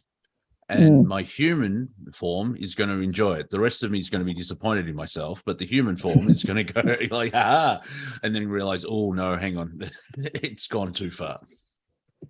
It's funny that the whole cult psychology, cult mentality, and I guess the cult propaganda, if you like, it gets used on grand scales and small scales all the time, and particularly by these, I guess, spiritual pretenders. But I actually had, I could name so many stories about this, but it's been used. Like, I was recently reading, in the past week, was reading a fascinating study talking about how cult mentality is being used, how the psychology is being used against people. And of course, one of the greatest examples is the church using people in their cult hierarchy and their absolution, and looking down their noses at others, even though they walk with Jesus or they walk with, whoever they do. And that's so, particularly in Pentecostal churches, you'll see it enormously, where it's that real light and dark of where we're so connected to God. And I mean, I was reminded of this before. We were talking about channelers, and many years ago I was invited to a group that they were all channeling. They all took turns channeling, and when they invited me to, I politely declined, but but everyone was channeling, and of course I was sitting there watching each one going, no, you're not, no. and when I go to a Pentecostal church and everyone's speaking in tongues, a similar thing happens. Everyone's speaking in tongues. No, you're not, dude. That's really good acting. Well done. Good performance art. But it's just, that whole thing of trying to belong and be in that cult. The human race is a pack animal. We love belonging. We love being in a group. We love belonging to a group. It gives us a sense of safety and a sense of power. And unfortunately, the human race in its nature and its need for power tends to grab hold of that and use that collective power to look down upon others and cast. We've seen this throughout all of human race presence. But it also happens when people are battling depression. Like I got this from Henry Rollins, and where it's like, how are you? Leave me alone. Don't leave. There's still like, even if it's a toxic thing, I mean, obviously, if you're really hardcore in depression, you want to be alone. But if you're still battling with it, there's still misery loves company in that respect. So we are a social thing, and like we joke about being hermits, but I have a group of friends online. Hello. And so there's no one truly alone. And I can say that even if they have a pet or a familiar or a cat, technically not alone, because they still have entity Pack. Crazy cat ladies with 13 cats. They're not alone. They're odd, but they're not alone. Well, it's like I have a beautiful dog. He's a therapy dog. He used to be a guide dog, a seeing eye dog. He was injured in the line of duty, retrained as a therapy dog, and lives at home with me. Definitely my in-house natty. Amazing, amazing animal. He is so beautiful, and tell people how he trained. Tell people how he wags his tail. Oh, he's known as the wiggle dog. It's a full body wag. The wag starts at the nose. Yeah, it's a whole body wag. My dog Ginger used to be just like that. Literally, the wag starts at her nose. I just remembered an old housemate of mine. There he's everyone. Oh no! Look at it! Oh, gorgeous. That's Evan. Yeah. He's a gigantic, beautiful male Labrador. Yeah, he's a good boy. Around about, I think it was 20. But he's also around about 20. Go ahead. He's immaculately trained, and I keep him in line now because I'm the pack leader in the house. He's part of the pack, and so he's a beautiful dog. He's really unusual for a male to be a guide dog. It gives you an idea of just how intelligent he is. But he's also still a Labrador, and a Labrador's mantra is food before family. Okay, so there's still that. But you can imagine in our house, he's super, super loved. He's a couple of like, oh, where's it? There you go. How many sandwiches has he stole off a table? No, he doesn't do that. You've got to remember he's trained as a guide dog.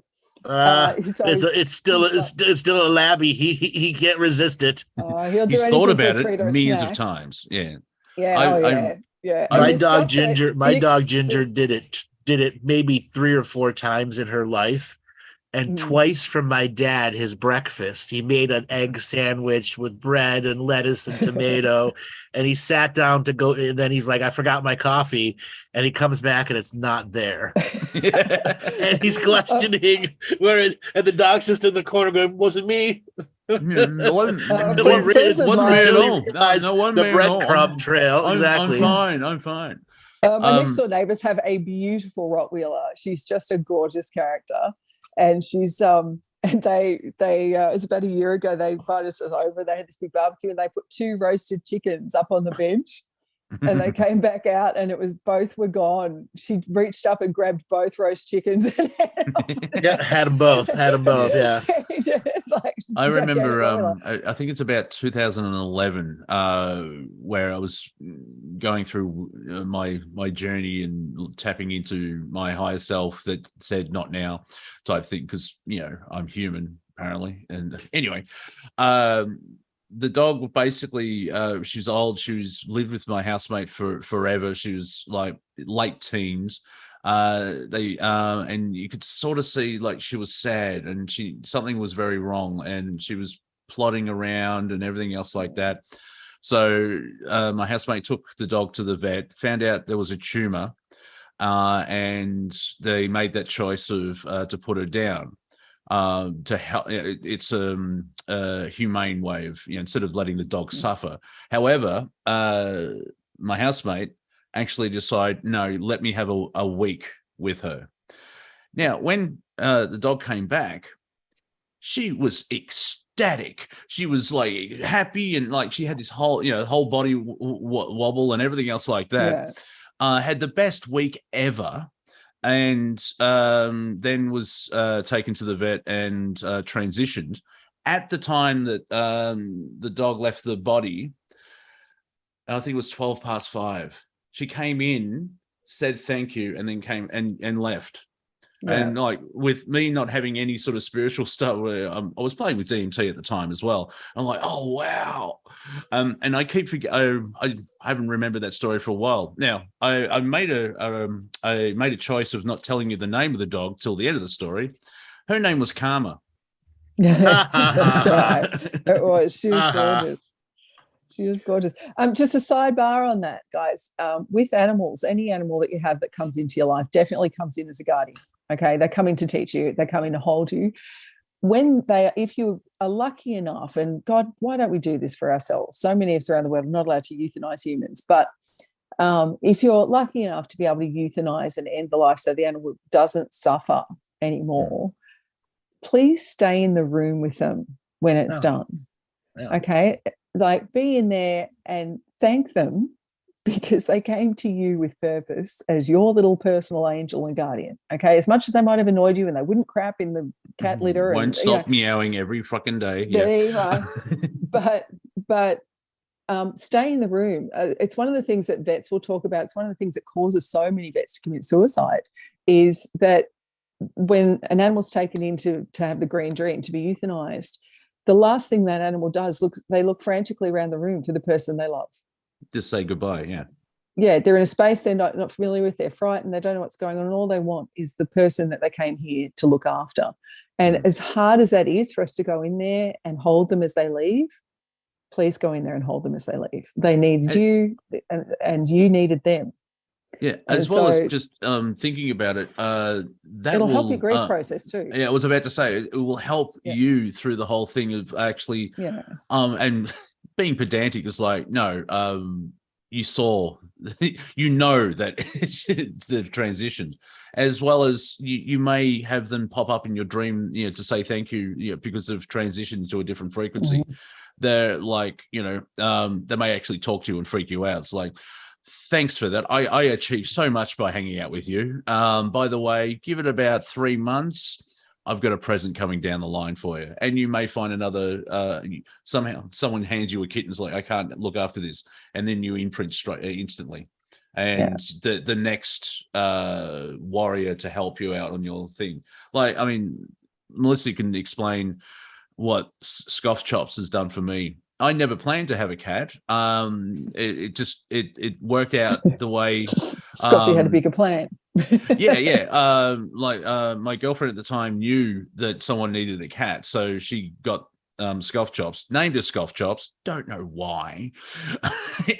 And she was being ignored by everyone else in the house, and so it was like, fine, I'll feed the cat because Mum used to have cats and feed them. And then that's when we imprinted what I fed. Like that's where the connection was. And then 2 months later, my girlfriend had to move, and they didn't allow pets. And so it's like, well, I'll look at it. If you knew me back then, Melissa did. It's like, Stoner Lono shower. What month is it? So I took on board looking after the cat. I did have a condition though. It's like desex the animal, please. I just want one cat. Not one that multiplies. And for a while, all Monty felt was the burden of it. Like it was a lot of complaining about the fact about this stupid effing cat, blah, blah, blah, blah. And then she disappeared. She showed him. She took off. Yeah, she took off, and I got this frantic message. Can you see her? Can you see where she is? I can't find her. I'm walking the streets. Day I'm 6 walking the streets day and night. I'm calling her. I'm like, this is Monty, who didn't want the cat, right? Day 7, still walking the streets day and night, calling her name. Must have been freaking the neighbours out. I found every other cat in the suburb. But and I think I saw her from afar, and then she ran away. And then Melissa tapped in. She's lost. I'm like, typical. And of course, when she remembered where we lived, showed her the way home. She's like, food. Like, where have you been? I'm hungry. It's like, okay. And recently, I think over the weekend, in the last week, she went for a walkabout for 36 hours. And I'm like, no, I won't panic yet. I'll wait another day to see if Melissa. And she just came back, and so she probably needed that mini walkabout. And I guess holiday. it's because it's so interesting what we're going through. The Lionsgate, the whatever happened yesterday, or there's a new moon, or it's all really weird. And so that's what I was trying to mention before, is like, try not to think of the future that much. Like, in the end, we win and we graduate. No idea how we're going to get there. So just live your life. Because apparently, the world's falling apart. However, I made a choice of stopping a project that could have damaged me, basically. And then all this good stuff happened. I'm like, oh, okay, awesome. And I realized by living my own life, the narrative is falling apart. Yet, in a way, I've gone back to nature. Now, I'm not living in a cave with a stick and, it's freezing, but I've just made that choice of finding balance. And it's like, because I hate when people say you got to go back to nature and get out of the rat race. It's like, yeah, but we've had dwellings for thousands of years. I can still have a house, right?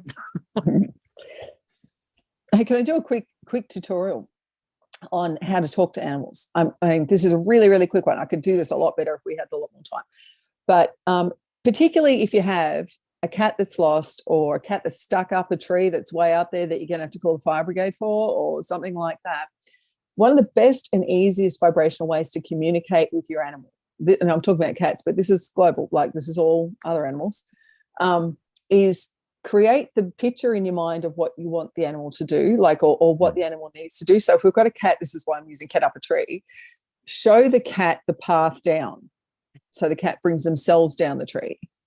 Okay. And the way to give it to them is just to literally take a deep breath. So the deep breath physiologically tells the human brain that you're safe. Okay. So a deep breath actually lifts your vibration, doesn't calm you down and drop your vibration. It lifts you because it tells the brain that you're safe. If you have time to take a deep breath, you're not fighting for your life. That's the short version. Okay. So you take a deep breath, you let that out and calm yourself, and then just send the picture. Don't talk, don't yell at them. They can't understand what they're saying. We don't understand English. They don't understand it right. They know the noises, but send the picture of how to go to that branch, and send it. Just say, like, look at the animal and say, this is how you get down. Have the picture in your mind, and vibrationally they'll get it. There's a lot more I could explain about it, but that's the best way to talk to animals. I've always, like, as you know, I can chat to the animals. I have a lot of fun at zoos and stuff, you can imagine. One of the most advanced courses I teach is called the Instrumental Body, and I love teaching that at the zoo. I actually take people out and show them the various levels of communication out there with various animal species. And we have an awful lot of fun. And the room that we teach in actually has spider monkeys on the other side of the glass that will not stay away from me. As I move around the room teaching, the monkeys just follow me like a little crowd, like my own little paparazzi.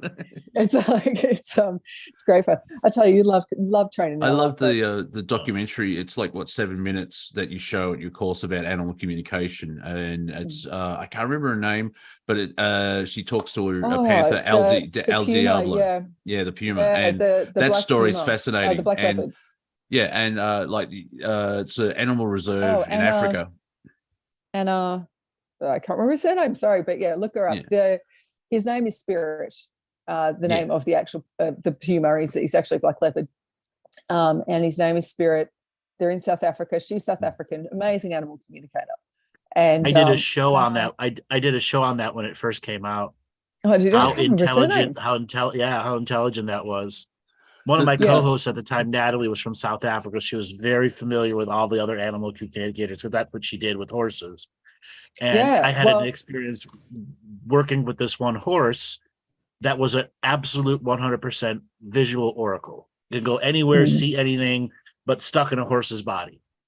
Yeah. And the conversations I had with this horse, I'd come up to it and start talking in light language, and the horse would be all movie, and all the horse people like, huh?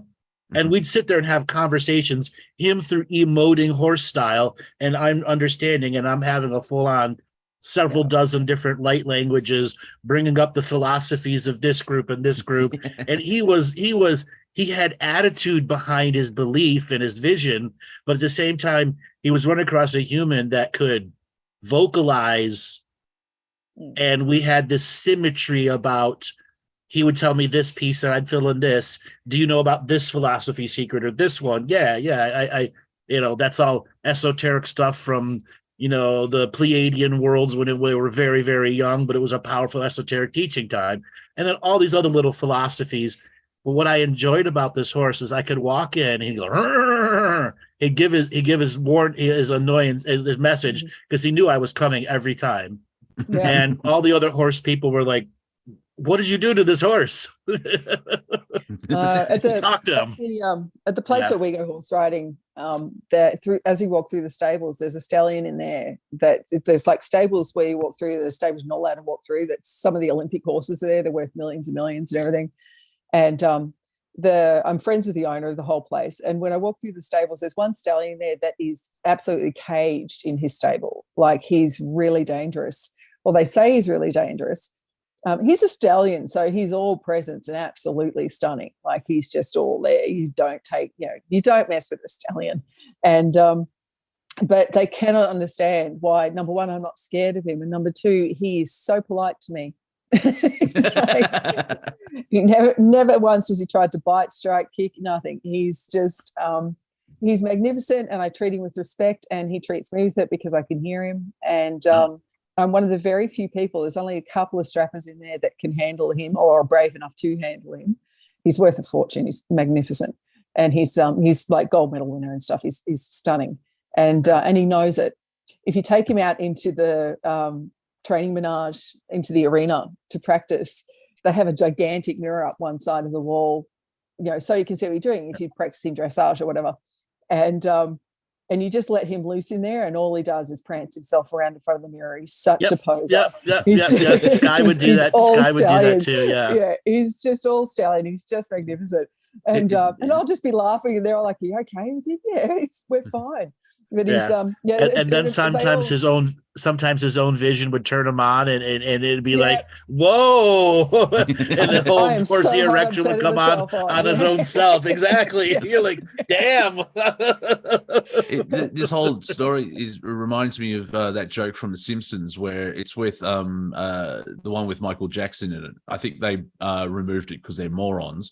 However, Homer gets put into a mental institution. And there's a lot of One Flew Over the Cuckoo's Nest jokes. And, Homer's been introduced to people and it's like, "Oh, that's Chief. He doesn't talk." And Homer goes, "Hi, Chief." And the Chief goes, "Hi." And then all these doctors run into him. He's like, "Oh, well, I don't know." And the Chief goes, "Yeah, I just need someone to reach out to me."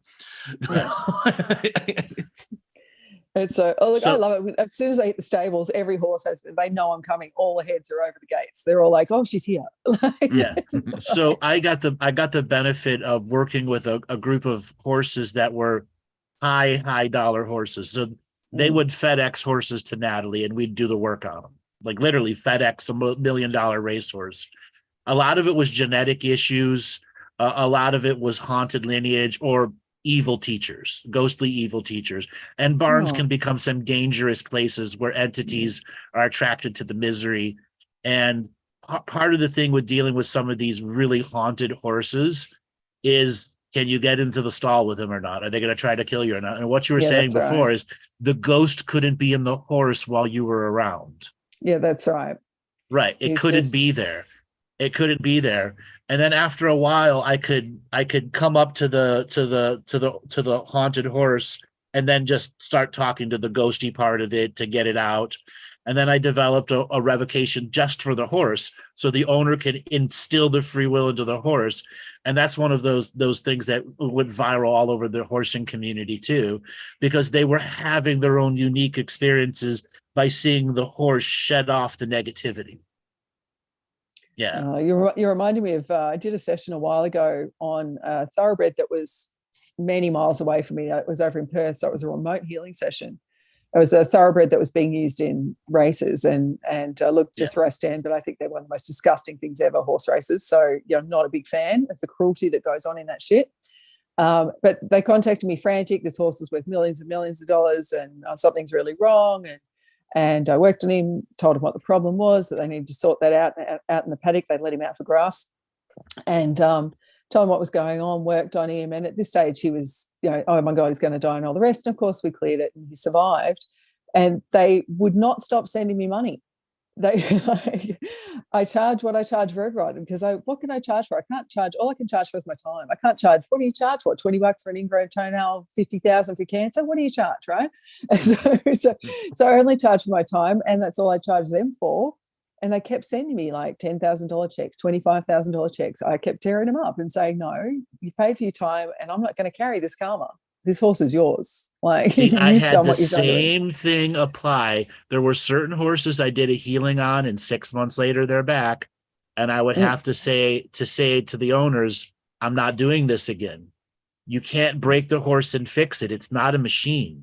That's right. Stop asking me not to a machine. oil it horse for you. That's right. Right. And yeah, he's just, I can't stand the cruelty of the horse racing industry anyway. So it's so yeah, I'm certainly not going to continue. They've asked me to work on other animals, and I do for the animal, but I won't for them. That's why I won't accept that extraordinary money that they want to send. And so, yeah, it's great. You're going to make an awful lot more money because I saved the horse's life. Good for you. And your karma is your own. So one of another stories that we had. So the actual Natalie, where's Natalie from? A few people in chat room have mentioned her too. Natalie, she passed on in 2016. Oh, did she? Yeah, she died from cancer. Diagnosis to death, 8 weeks. No chance. Yeah. Thymus cancer spread to her brain instantly. Yeah, my business manager, Helen, out of nowhere, from diagnosis to death, 6 weeks, and none of us could help her. When they discovered it, she was traveling all around. Actually, we're in the United States. We were in Sedona. We're in all sorts of places at conferences with all sorts of big healers that you guys probably all heard of, where I speak on stages and stuff. And she had this cough that wouldn't go away. None of us seemed to be able to help her. We're all working on her. When we got back to Australia, she went to the doctor and she had 67 cancerous masses in her lungs. Yeah. And none of us had been able to see it.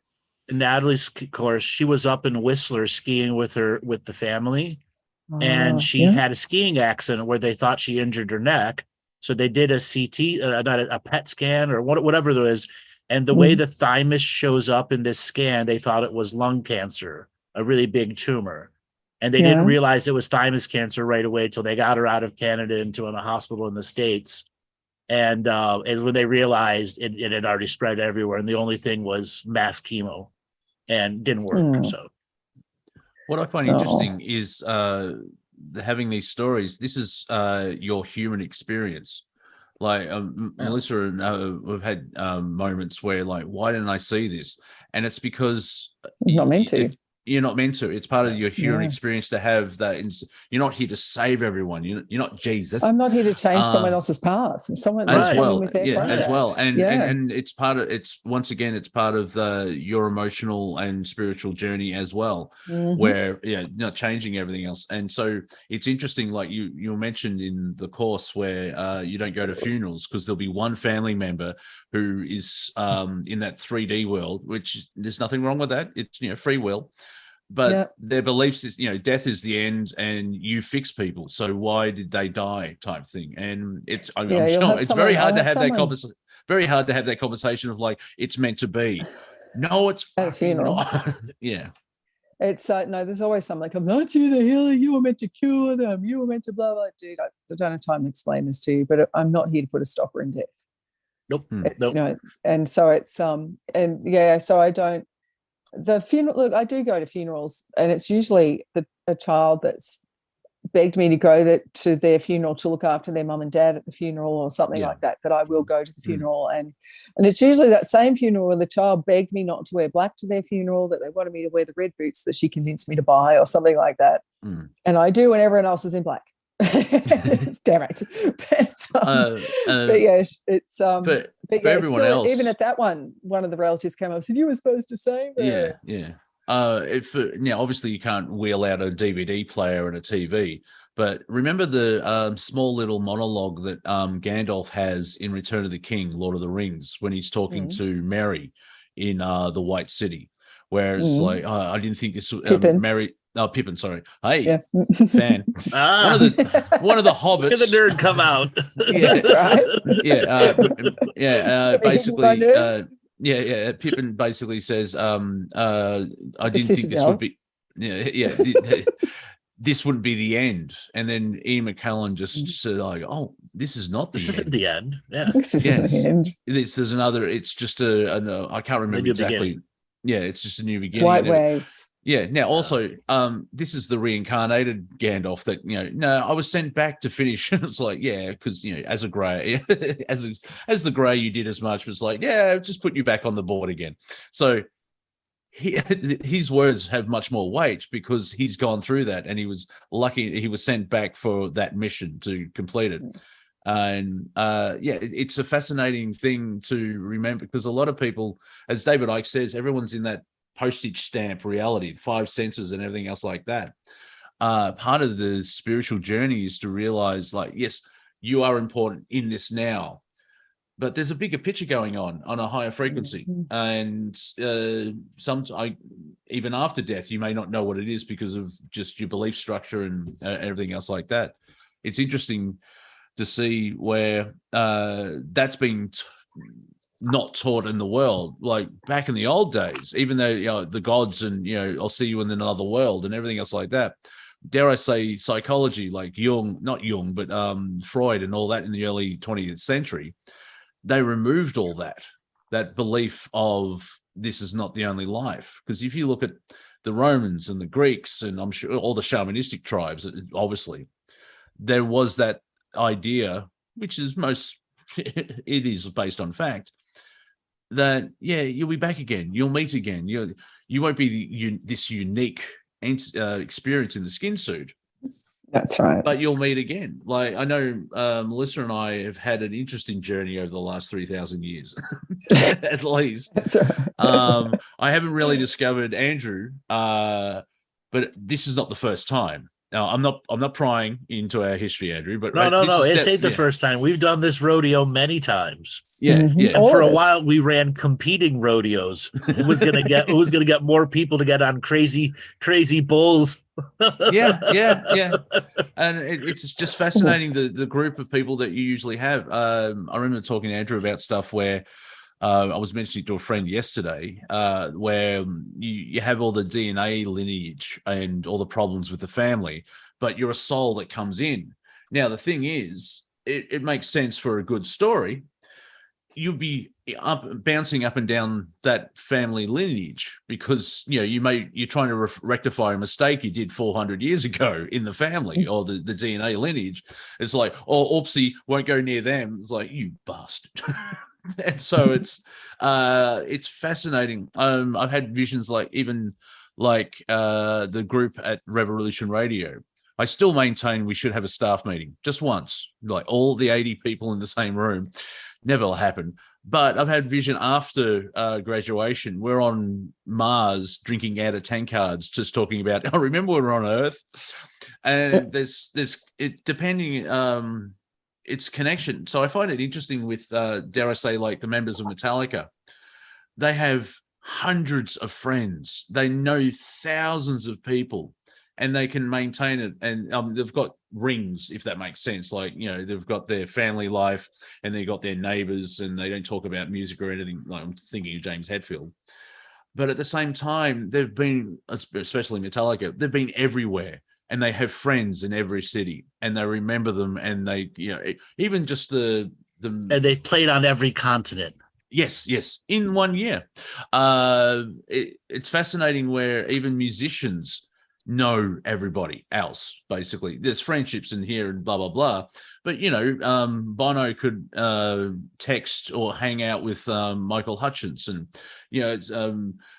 I think Muse and Slipknot, they have a connection mainly because they keep playing the same festivals and they get to know each other, as well as at that level of successfulness, you understand the challenges, not problems, challenges of being at that level. That why do celebrities marry each other? Because not many people have $4 million a Who movie. would understand that chosen existence. And listen, Yeah. Eric just asked a question before in the chat room about how does he clone himself, and people are answering various things in there. I want to say to Eric, you already have. Like right now, as we speak, vibrationally, you're already in multiple places. I mean, you may not be the exact, or you won't be the exact form that you are here on this planet, but you actually already have yourself in many other spaces and dimensions as we speak. So good job, Eric, you're already cloned. I'm going to go back to a question as well on the topic of, and it was Eric again, ages ago in the chat room. Eric asked the question about, when we're talking about poltergeist and things like that, about, how do you avoid this sort of stuff and blah, blah, blah. Now, that's not how you asked, Eric. I don't mean to insult you there.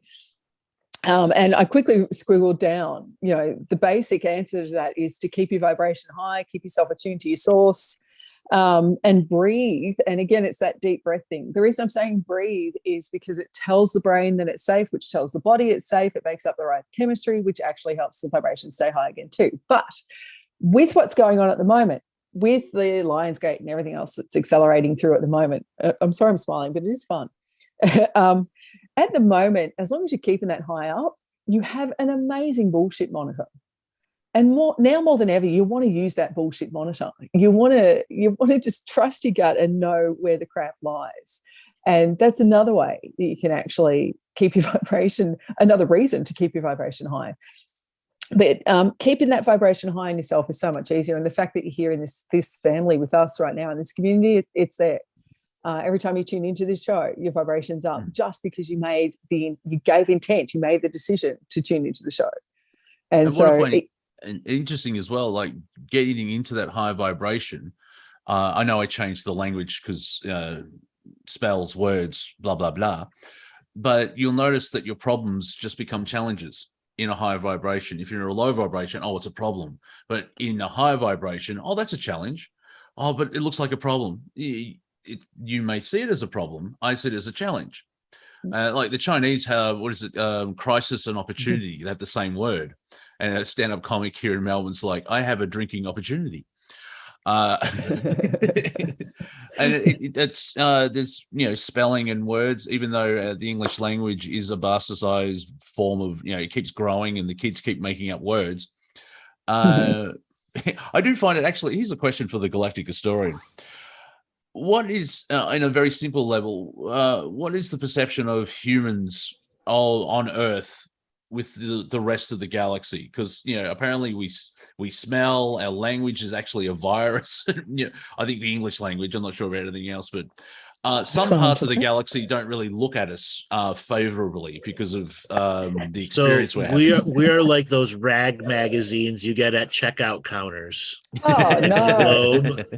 Now a lot of them perceive us like the Bigfoot married my dog story. Okay, you have X and X lineage cross from like, holy shit, those lineage they know lineage like that should never cross.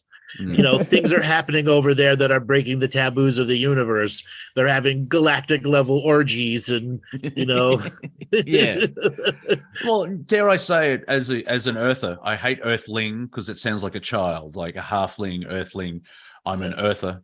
They don't really understand unless you're playing the game on Earth. You really don't understand it. No. They understand it enough. They understand it enough not to go in here.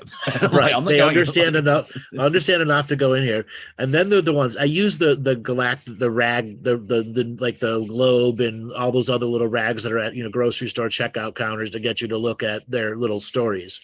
I use that because those are news sources that different philosophical groups tune into and spread to the many philosophical groups that transcend race and go straight to the consciousness. And there's many galactic-based religions that use this interwoven system of the grapevine of what's going on Earth, and sometimes they're outrageous stories because it's truly outrageous here. Yeah. Right? So is the rest of the universe, conspiracy theorists and looking at the truth of Earth? You can say that too. But then again, there are some unique things happening here separate of the light and the dark that are universally accepted as holy fuck, what's happening? We really don't know. And there's a collection of the highest beings from many densities that are like, we don't know. We can't tell. A poor example would be the platypus. What the hell is that? Yes. It's a mammal, but it lays eggs. It's got a beaver's tail. It's got a duck's bill, and it's poisonous. It's a clever design. See, God smoked very, a very joint Australian animal. Yeah, exactly. It's like, bugger it. I'll just. This is all we've got left. Oh, God wants an animal. Oh, just. So getting back, hold on. So getting back to the perception of a lot of the other off-world species, many of them actually have a pity energy for us because of what we're going through. Yeah. But they're the other ones that, like, they're looking at their watches and going, come on, guys, what the fuck? It's not that hard. Come on, we've been waiting 5,000 years. Well, that's like when you interviewed Sean David Morton, you both expressed that there's like a traffic jam for souls, and it's a positive way of looking at depopulation. Now, depopulation is not a good idea. However, spiritually, a lot of people sort of have to die to, get out of the seats in the theater and let the next session start, if we can say that way. Right, or buy another ticket. Well, yeah, exactly. It's like, that was, or sneak in like we did. Yeah. What's in this theater? Ooh. So something else to be added to that. So then you have the beings that are in this solar system enforcing rules. We'll just call them that. Doesn't matter whose rules they are. They're enforcing a set of rules to get stability in a region that had a tremendous amount of capacity to destabilize the rest of this quadrant of the galaxy. Okay? Shit was going on. It needed to calm down. Cops came in and took out all the gang leaders, okay, and installed new gang leaders. And things have been quiet and nothing is moving while industrialization took over the planet, the internet, space travel, and then all the things that has rapidly transformed society here. Okay, it is inevitably going to come to a head where the external communicators are going to work with our internal narrative creators. And when that's allowed to open the floodgates of the narrative creators talking about the external influence to change here, we will begin to see more, how do I put this? More people become contactees without getting on a ship. I was going to, would we have like exchange students in that respect, where like but the government won't be in charge of it. Oh no. What I mean is like we're having Thanksgiving dinner. This is Zygote. He's from the planet Plax. He just wants to have a meal with you and see what it's like. And of course they'll be horrified because that's that's more into the future. What I'm referring to is people will have an off-world communication in their head and accept it as real. And once they accept it as real, they can be in the ship and on the ground at the same time, bilocated, and begin an educating journey, which is going to be happening more and more and more for the rest of this decade. Is that basically where remembering how to work Dreamtime? Yes, and it's also a part of our exit strategy. Yes, because I had mentioned on a couple of my Planet Collingwoods of like, instead of revolution, because they have plans of, clamping down on, all the rebellious side of things, we're looking for a new way, because we've tried war for 5,000 years. Doesn't really work. It work well. No, it's like, really? Death again? I did this last time. And that's the fun part of trying to figure out the new. And so thank you for sharing that, because it's like, and when we remember this goes with Melissa, just what she teaches about remembering how to heal yourself. This is another factor of the pure experience of a human, where we have all these different powers and abilities. The irony, as we're talking about this, the little triangle of energy the three of us have created has opened an observational portal that's being broadcast on, we'll just say, live psychic television in like 200 or 300 new markets because we're talking about them. Oh, okay. Hello, everyone. We're talking about them, which is send opened money. up this cross-awareness set of portals, and there's all these things. Who's talking about us now? And it's going to be fun. And other people have mentioned that where there'll be more contact, and the government will be completely oblivious. Where a scenario, if you're living in Montana in a lovely home, a ship will land, and two beings will come out and say, "Hello, can you tell me about cattle? Because there's another species that destroys them. We just want to chat to them." It is fascinating. Cows are very intelligent beings. Mm-hmm. Very, very intelligent beings. Yeah, beautiful. Yeah. So along with what you were saying, Monty, them coming down and want to break bread, that's the truth of many of them that are out there. And the ones that are in the volunteer service of protecting this section of this quadrant of the galaxy, and it is a volunteer service, and you can't call it the Galactic Federation of Light because that's a human word creation that's been bastardized by every natural and unnatural entity that's out there. There is a coalition of things that are good that create a core team that volunteer, almost like the Green Lantern Corps. Yeah.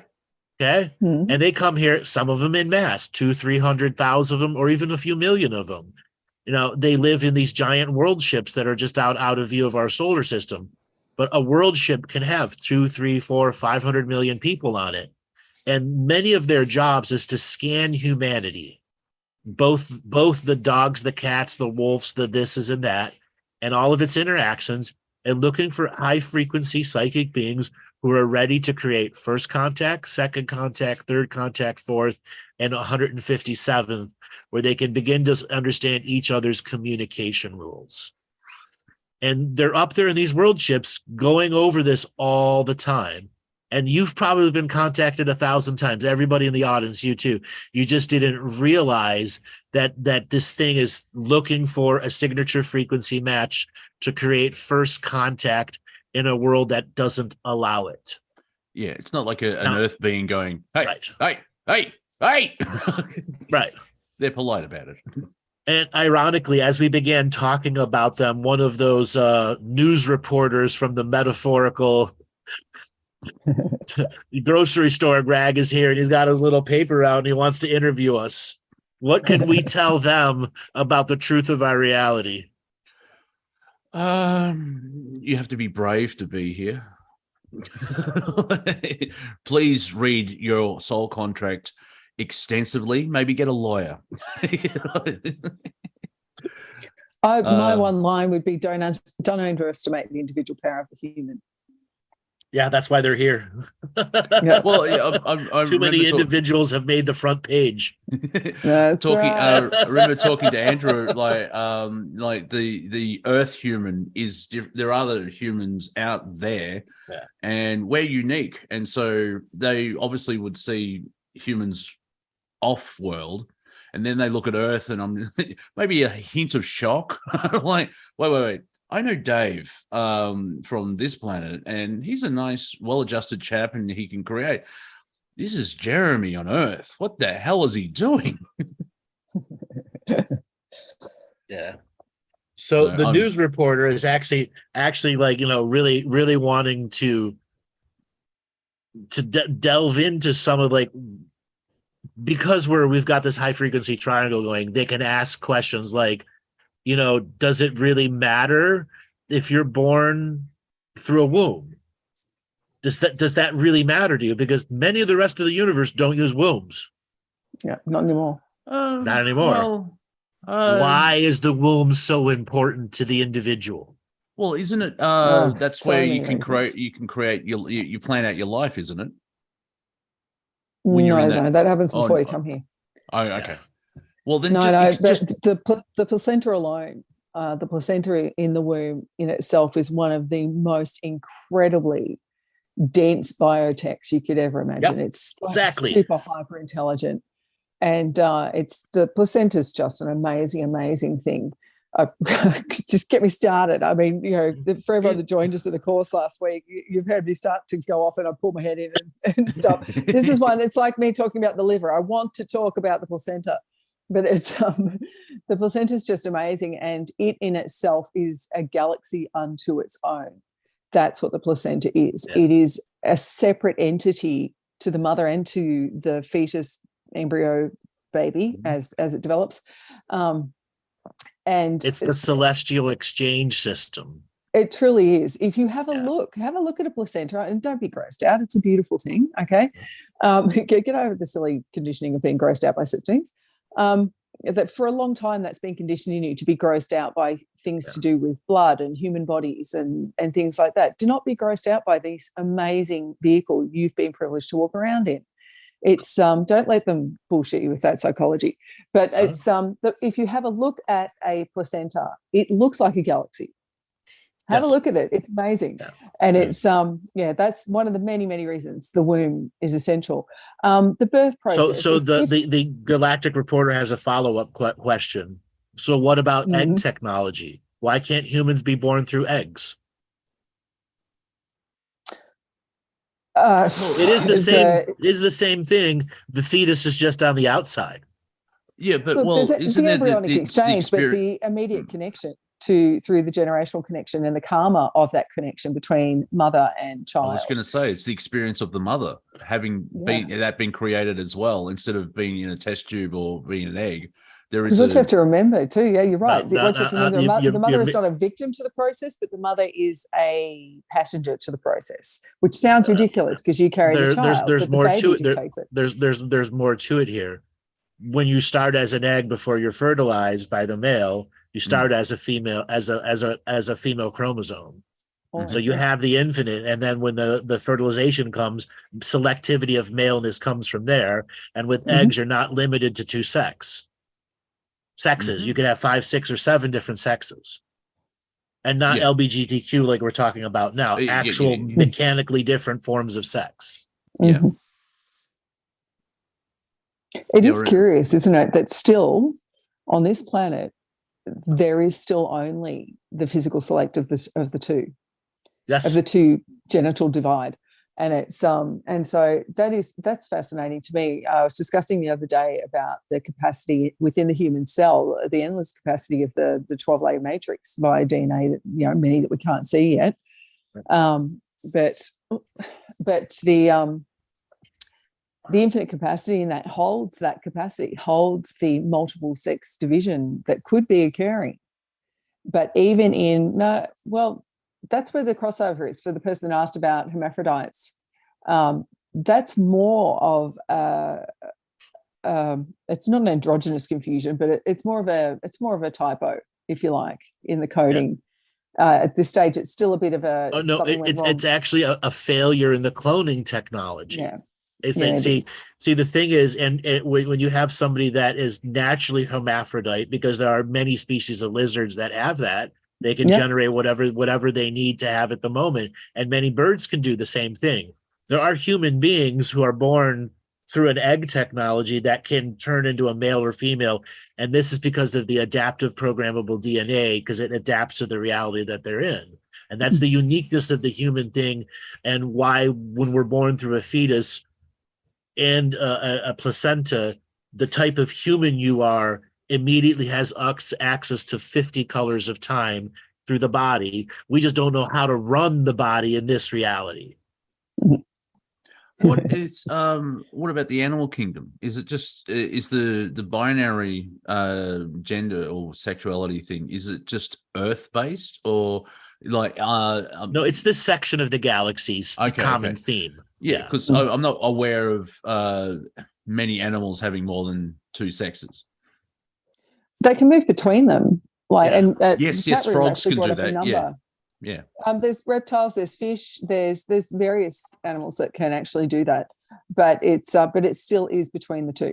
Yeah, it's that two. And, the fact that we know that birds can do it tell you that dinosaurs could do it as well. Yeah, and that's what I thought about. I was asking if it's just unique to Earth in that respect. Oh, it's a prominent thing on Earth, obviously. But it's it's pretty. What other question? I'm fascinated. I'm being interviewed. What other questions do we have? Okay, so the next thing they want to know is, whenever Earth-based humans make the front page. And one of the examples would be Elvis Presley made the front page of their Galactic rag. So why do so many of your professional singers, artist people end up on their covers? Again, covers that are going to spiritual philosophers who are not bound to a physical body. It's a religion that is many races commonly share. Global effect. It's obviously I'm not a fan of celebrity, and I really dislike how people mistake celebrity for importance. Unique. It's very unique here. Well, it's very unique in the United States, particularly. It's often horribly mistaken for importance, right. And it's and that's been horribly misused for a long time over there. But but Elvis's music changed millions at a time that needed. That's what I mean. Global as opposed effect to is LeBron James, as opposed to LeBron James or Beyonce or any of the other famous ones. Okay. No, he and to that answer, I'd say entrainment. Things shifted on a global scale because of what he did. And he's whether you like him or not, and you have all whatever opinions you have of Elvis and all of that sort of stuff too. Oh yeah, Freddie Mercury, yeah. But so I just went to Freddie, yeah. But well, you could name a lot of great musos that have done a similar thing, and that's because, not least of all, music's a really obvious way. It's first of all, music is a universal language. It's a global language. It's one of the few that is. And it's you don't have to understand one another's spoken language to understand the effect of music, in no matter where you are on the planet. And so anything that's in vibration, we know that music is. When I was talking about a resonant entrainment the other day, I was explaining that very basic model, that if you have two guitars in a room and you pluck the G string on it, not the G string, sorry everyone, I'll go to the D string, okay? You pluck the D string on a guitar, the D string on the guitar sitting across the room against the wall, it will vibrate at the same time, and that's a resonant entrainment. Music creates that. Music is that basic structure. I had a really great fun time with a fantastic band over here in Australia called Carnival. Starts with a K, Carnival, WOL. Metal, intelligent music, awesome. Yeah. And awesome guys and good friends of mine. And years ago, they asked me to come in and help them with an album where they were basing the entire album off sine wave manipulation. And the album's called Sound Awake. It's still one of my favorite albums. And it's, I mean, I had a part in it too, but it's actually a great album. And it was all about sine waves and miracles. And that's the structure of that album, which was really cool fun. And the power of that music being able to do that through music, actually creating an entrainment and a shift in vibration through a global community, through the process of entertainment, or even a side entertainment where you've got it on while you're doing other stuff, is pretty powerful. So for Elvis to be on the cover, that makes sense. Even for the Beatles to be on the cover would make sense. A different, I was going to say different propaganda. But that's probably what that was, wasn't it, with the Beatles? But also, because I had to deal with my cat, that's why I missed all that. I apologize. Oh. So give it 3 minutes and I'll have to let her out again. It's the uniqueness of the human Earth creativity as well, I would say. And quickly as well, I remember getting into a taxi and the driver was playing classical music, and that's how he would amp people down. You know, at 4 o'clock in the morning, where they just come out of a nightclub and they're all jumpy, and so you got Beethoven playing on, and everyone's like, they wouldn't lower their frequency, but they would just calm down and just like, yeah, all right. So when I was a teenager, the only way I could sleep, the only way I could still my mind, I had to put on Mozart's Clarinet Concerto in B flat on repeat, and that was the only way I could sleep. I could get the brainwave to drop. What I find fascinating as well, I remember Bashar actually showing, I think it's Beethoven Symphony, the third one, or one of his symphonies. I can't remember exactly what it was, but the way that it was written, it was perfect for a certain thing. And to expand out on that, it's fascinating to see what's called classical for a reason, because they're writing this stuff 200, 300 years ago. And then you have Wet Ass Pussy come out. You know what I mean? Like the level of music when you're like, yeah. And like, okay, kids like this. but you have Beethoven. Now, obviously, it's before industrialization, so they probably have a better connection to whatever it was. But it's fascinating to see how I think Mozart wrote a 3-hour play, which the king got very bored of. But it's the melodies, and there's 60 people on stage, and they've written everything for the entire orchestra, and it's just layered, and it just goes through. Who wrote The Ring? The German Wagner. The Ring, if you're familiar with that goes for 4 days. Yeah, and it's like, and I pick up the guitar and I go dum dum dum dum dum dum. So I'm fascinated, like, how did you do that? But I mean, Andrew, if you want to share what they're obviously in a different time and a different frequency, or they're just being very unique. So I can see if Beethoven or Mozart or Grieg, or they could get on the front page as well, because it's just it's all acoustic as well. When you listen to, like, if you go, they have shows for John Williamson playing all his greatest hits. Then you realize that the Star Wars theme, the Indiana Jones theme, they sound very familiar because he's playing in the same scale. But movie soundtracks are now really the only place that there's not many classical composers that write just music. They put it to movies. Oh no, there still is. Well, I'm not aware. There's a lot. So I know. Yeah, well, no, of course it was. That's not really your market, but it actually is mine. I do. Yeah, there's a lot. But, all right, guys, we've come to the end of the show. We were already like a half hour over time. Melissa, you want to give away for people? Get a hold of you. Let's have a look. Can I share content? Oh no, only you can share content. Okay. So I was going to flash up a page for you. Look, easy to find me. Go to melissahawkinghughes.com. You can book sessions there. You can book everything. Next show in a couple of weeks when we jump on here again, I will have the exclusive links and everything to do the Create course online with me, which is, as I said, super powerful in actually creating what you want in your life. And it doesn't just work on material crap. I mean, you can call in material crap absolutely anything that you want, but it also works on the level of relationship, life purpose, where you're going, all of that stuff. You can actually create your life. And so that's really cool. I will bring that in for sure. But I'm easy to get hold of, melissahawkinghughes.com. And yeah, it was great to see you. Monty, giveaway for people to get a hold of you? Monty got a great giveaway. No, because of the YouTube channel taking a hit, I'm going to do for the next show, because I have to do some work with that.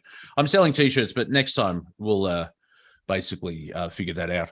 But Wafer Thin Entertainment is the best way to find me on Twitter and Facebook, as well as Instagram and Rumble. That's where my videos are still up, because Rumble aren't tyrannical Nazi vaginas. Hang on, a bit of a backpack. Why aren't you sharing the T-shirt links? They're actual they're real T-shirts. He's actually got T-shirts. Yes, I have to go through them all and add all the different colors. Oh, no. I have to do that separately, and so it's not ready as well. I can share the link now. You can get white ones. Yeah. So I can share the link if you want to get it. At least have a look. There's a Lazy Time Lord one, so everyone's happy. But I will be finding a URL type thing. No, I hate you. Right, there we go. All right, everybody. Very quickly, there's the link for T-shirts. There is the great one of "It's Me, Isn't It?" and on the back it says "Always Has Been." Thank you to Andrew Bartzis for that contribution. You're welcome. So everybody, it's waferthinentertainment.creator.spring.com. Sorry, we don't have our producer Robert tonight. Robert is off tonight. All right, guys, you know who I am. You go to my website, andrewbartzis.com, and get all the information there. All right, Monty and Melissa, just 1 second. I got to make sure I do the breakout room just right. All right, here I go. All right, guys, I'll see you next time. Okay.